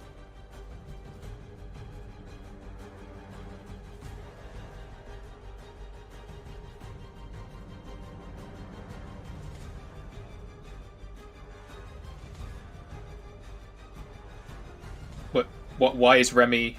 Oh, is that Alessia's? That's Alessia's, yeah. It's just coming up like okay. that because it has my name doing it. Alessia will have 5 MP drawn away from her. Ouch.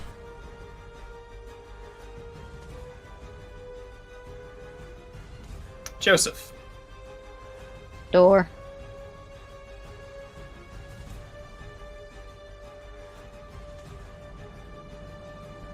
Boris is telling you to open the door. Oh my god. Again, the door is failing to open as it turns to Osa. 5 foot step and full attack. Go ahead. Yeah, I'm gonna use my fancy new macro because roll like garbage. No axe in there? Oh shit. That's the wrong macro. Yeah, that's your natural attacks. That is the wrong macro. Because I actually forgot to add it in my token action. This is the fancy new macro that I meant to do. But I still roll garbage, so... Alright, your axe will hit. However, as you do so, you feel as if the sturdy exterior of this machine is reducing the damage somewhat, as it only leaves a small scratch. The claw and the bite will fail to hit it.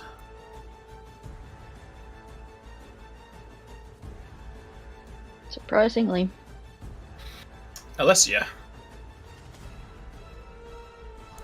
She will 5 foot step up there, and I'll get Femia out of the way first because it's a lot easier. Bye.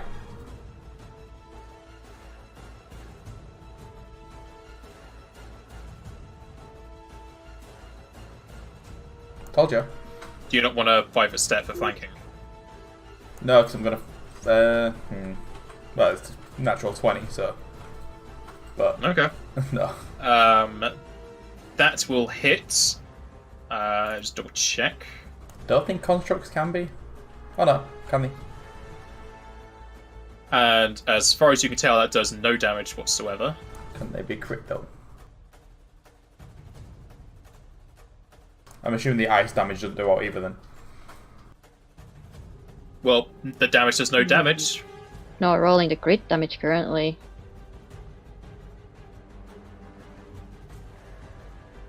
That's for the That's crit. just the regular damage. So, don't confirm. That would not confirm. But would 25 trip it?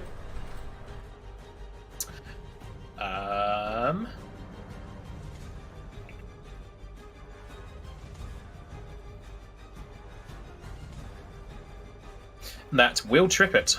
Yeah. Good.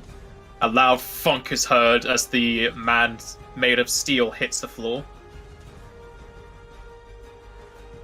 It's now going to be harder for Alessia to hit it. She's gonna go for the other one. But does the other one seem aggressive as well, yeah? It's not of its turn. After moving, she will hold her attack until after the... she'll ready to attack. The one on the right if he shows aggression, if not, the one on the floor. With what? She will go with the Earth Staff. Okay. Well, I didn't technically say which one she had up higher, so how do you want to rule this? We'll say she wanted to try her new fancy staff since she know those Okay. robots, so Earth. Okay. Remula. He's going to do the same. Hold the attack. If it's the one on the right shows aggression, attack that one. If not, the one on the floor. Alright, the merchant mover on the right is going to move up and call you intruders and ask to know why you are here. Same reason as before.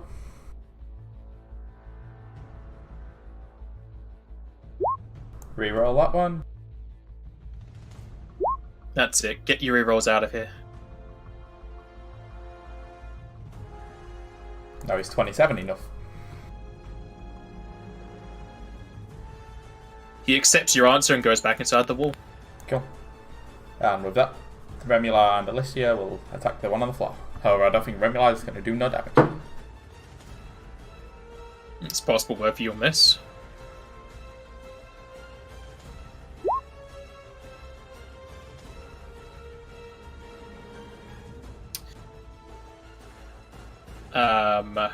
That will hit and do nothing.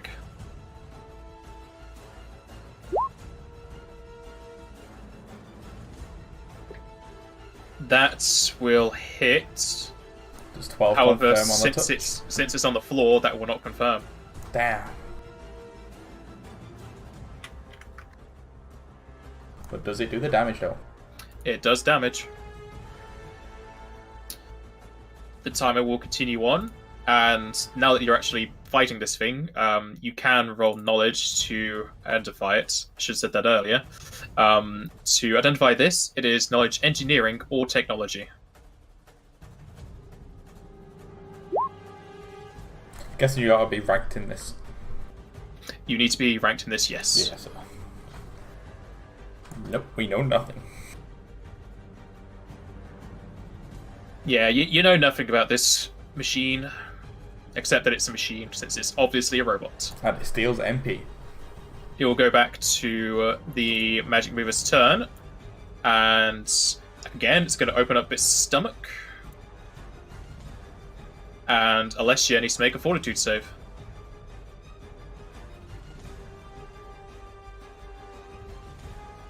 No, I don't know why I clicked that, but she rolled a 2, so probably a fail.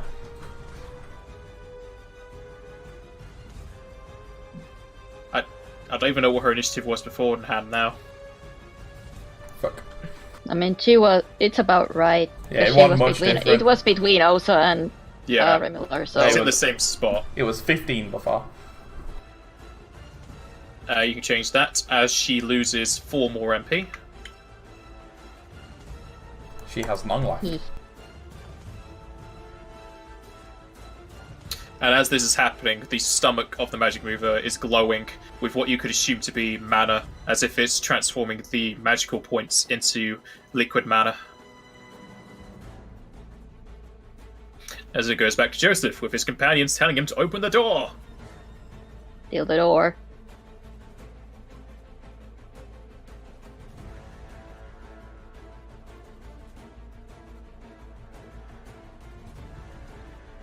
The door is still locked. Osa. Full attack the thing on the floor and just use my weapon. Two-handing it this time. Alright. Do you want to fight Oh, for sure, flank? but they- Yeah, oh. I mean, I could've. Hey, max damage on the bite. 10 plus whatever, because it's prone, but...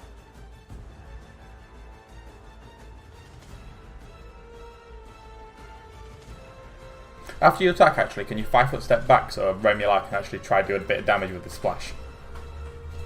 My card does nothing, but my splash is 2d6, and I don't want to hurt anybody. Sure. You bring down your axe heavily on its stomach, creating a very noticeable caving in on its metallic outside. Though you are pretty sure you still do reduced damage. Did you want to bite it or no? I mean, yeah, I'll try. Alright, you It's a bite reflex it, at this and it does nothing. It's like a reflex at this point. You want to know how tasty it is? Alessia. So, shit. Do this.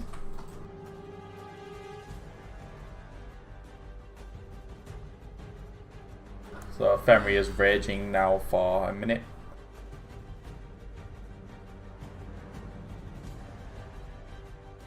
Which is a +4 strength, con, and will saves. Now we have 2 barbarians.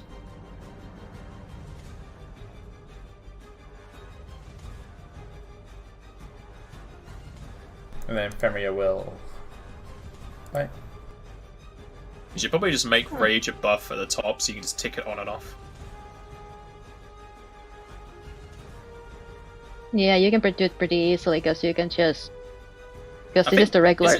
Isn't Rage just a... Yeah, it's the same as normal Pathfinder Rage, I'm pretty sure, so you can just Yeah, type in Rage, bring it up. There's the select one, there's the drop down in buffs, and this is the normal rage.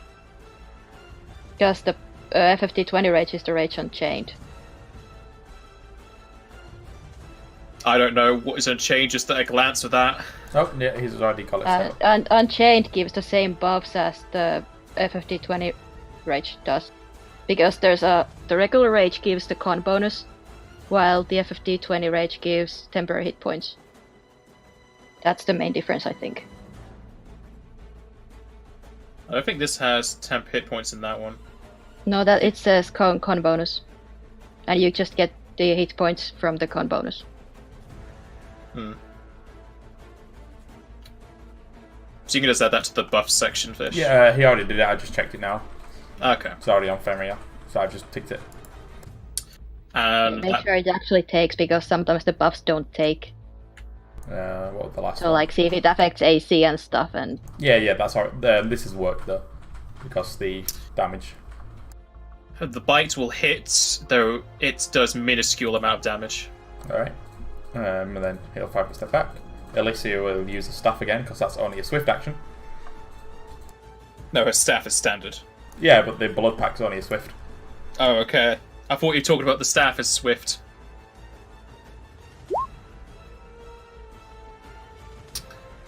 That will hit and deal a good amount of damage. And then it will go to Remila.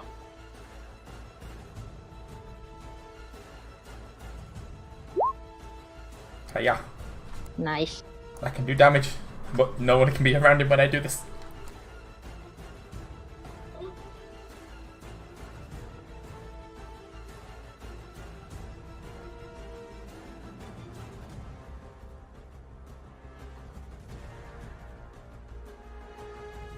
Come on, there we go.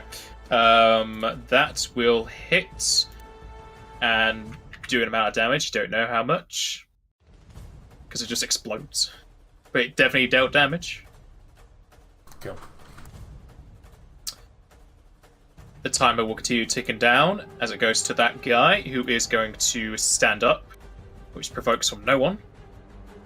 And you see the magic, but the mana in its stomach start to glow as the magic mover almost shifts it around the tubes and pipes around its body, and the mana starts to decrease slightly.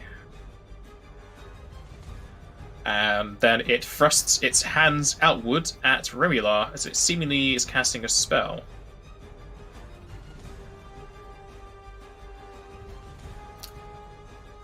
Remila, you will take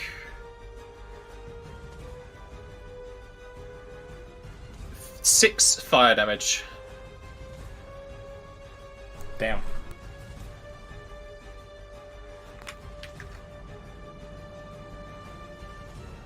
Joseph. I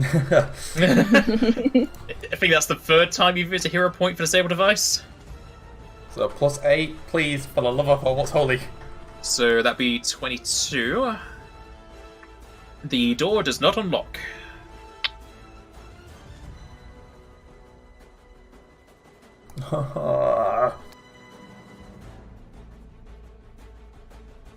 Oh, sir.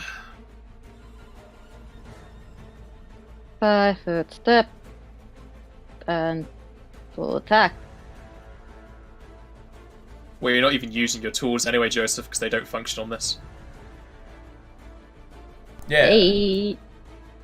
Oh, that crit confirm and that crit damage. Oh, Oh, yeah, that crit juicy. damage, holy cow!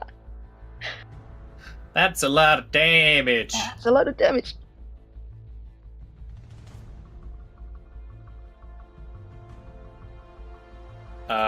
That will confirm I damn hope it will. as you bring up your axe and split this guy straight down the middle, almost piercing through the mana tank, though thankfully nothing leaks out as it falls to the floor.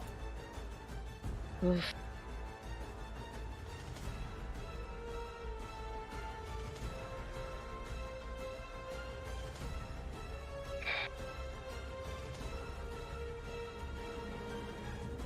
Alessia, What's that? that is just another console. Alright. So, got all to do with the door, or? No. Okay. Yeah, she'll just regroup with the Ephemia.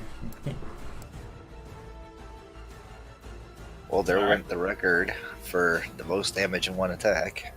I held it for even raging. half a session. I held on to that.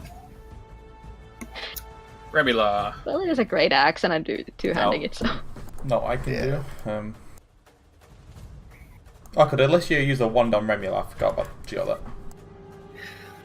If I would have done it Yes. the way I was supposed to have done it, I would be able to do ×3 damage on a confirm or crit confirm as well. But I did not because raisins. Cool. What's Remila doing? No, I can do really. I just get ready to speak to anybody who comes in. The timer counts down as more robots are coming out of the walls. Gotta get the door open, Kupo. Use the right key. He's brought out his weapon. He wants to fight now, apparently. I wanted to, but then it died, so I guess I'll just go back to using the door. We need someone at the door like all the time because we need to get through that goddamn door, and you're the only one who can do it. I wish I could. You're take the a only 20. one with like a reasonable skill to do it. Right. Joseph. Please, God, do something. Yay! There you go. He is now a religious man. I mean, I was religious before. Who's my deity? Hold on one second. He praising too. Naldal. What? Naldathal? Naldathal? I don't know. Capital Nald apostrophe Thal. Naldathal. What kind of deities are you worshipping? I don't remember. I will look it up. Well, That whichever. deity doesn't exist. Yeah, That's a Pathfinder deity. Was it? I thought. Oh no, that might be no. I think that's one of the new ones. They only have symbols, so I don't know their names. Yeah, I'm pretty sure I found it in the handout. Yeah, that's Well, fine. whoever he is, he helped a lot. Right. Or she. I'm not judging. You make your way through the console, and the door opens up as these two machines come out. And one of them calls out for Baba! As it goes to the match mover on the left, who's going to approach, calling you a group intruders. Am I allowed to step up again? Yes. Oh my god. I'm pretty sure your bonus just outright does whatever I've just rolled. Are you keeping that?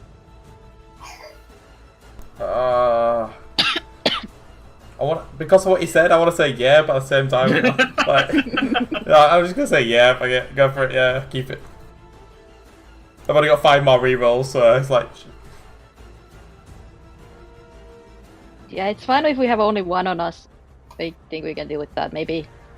But if you can get the other one away, then that helps. Like a lot.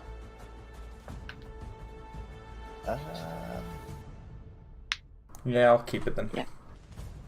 You keeping it? Yeah. Alright, he accepts what you said and moves away. Fuck for that. Good. Oh, sir. I will hold my turn after Emilar. Okay. Oh, this phone doesn't have it. Dang it. The magic mover on the right moves over and calls you intruders.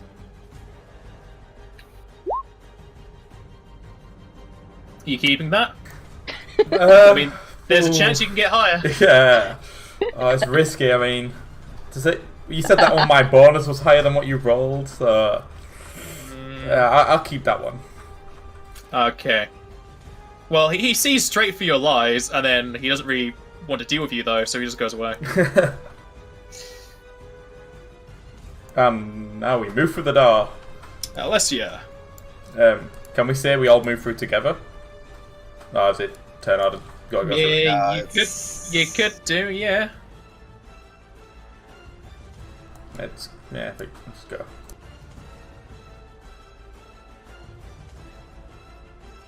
Ramila. I'll be following. Oh no. What? More doors. And that Yep. guy's a different color. Orsa?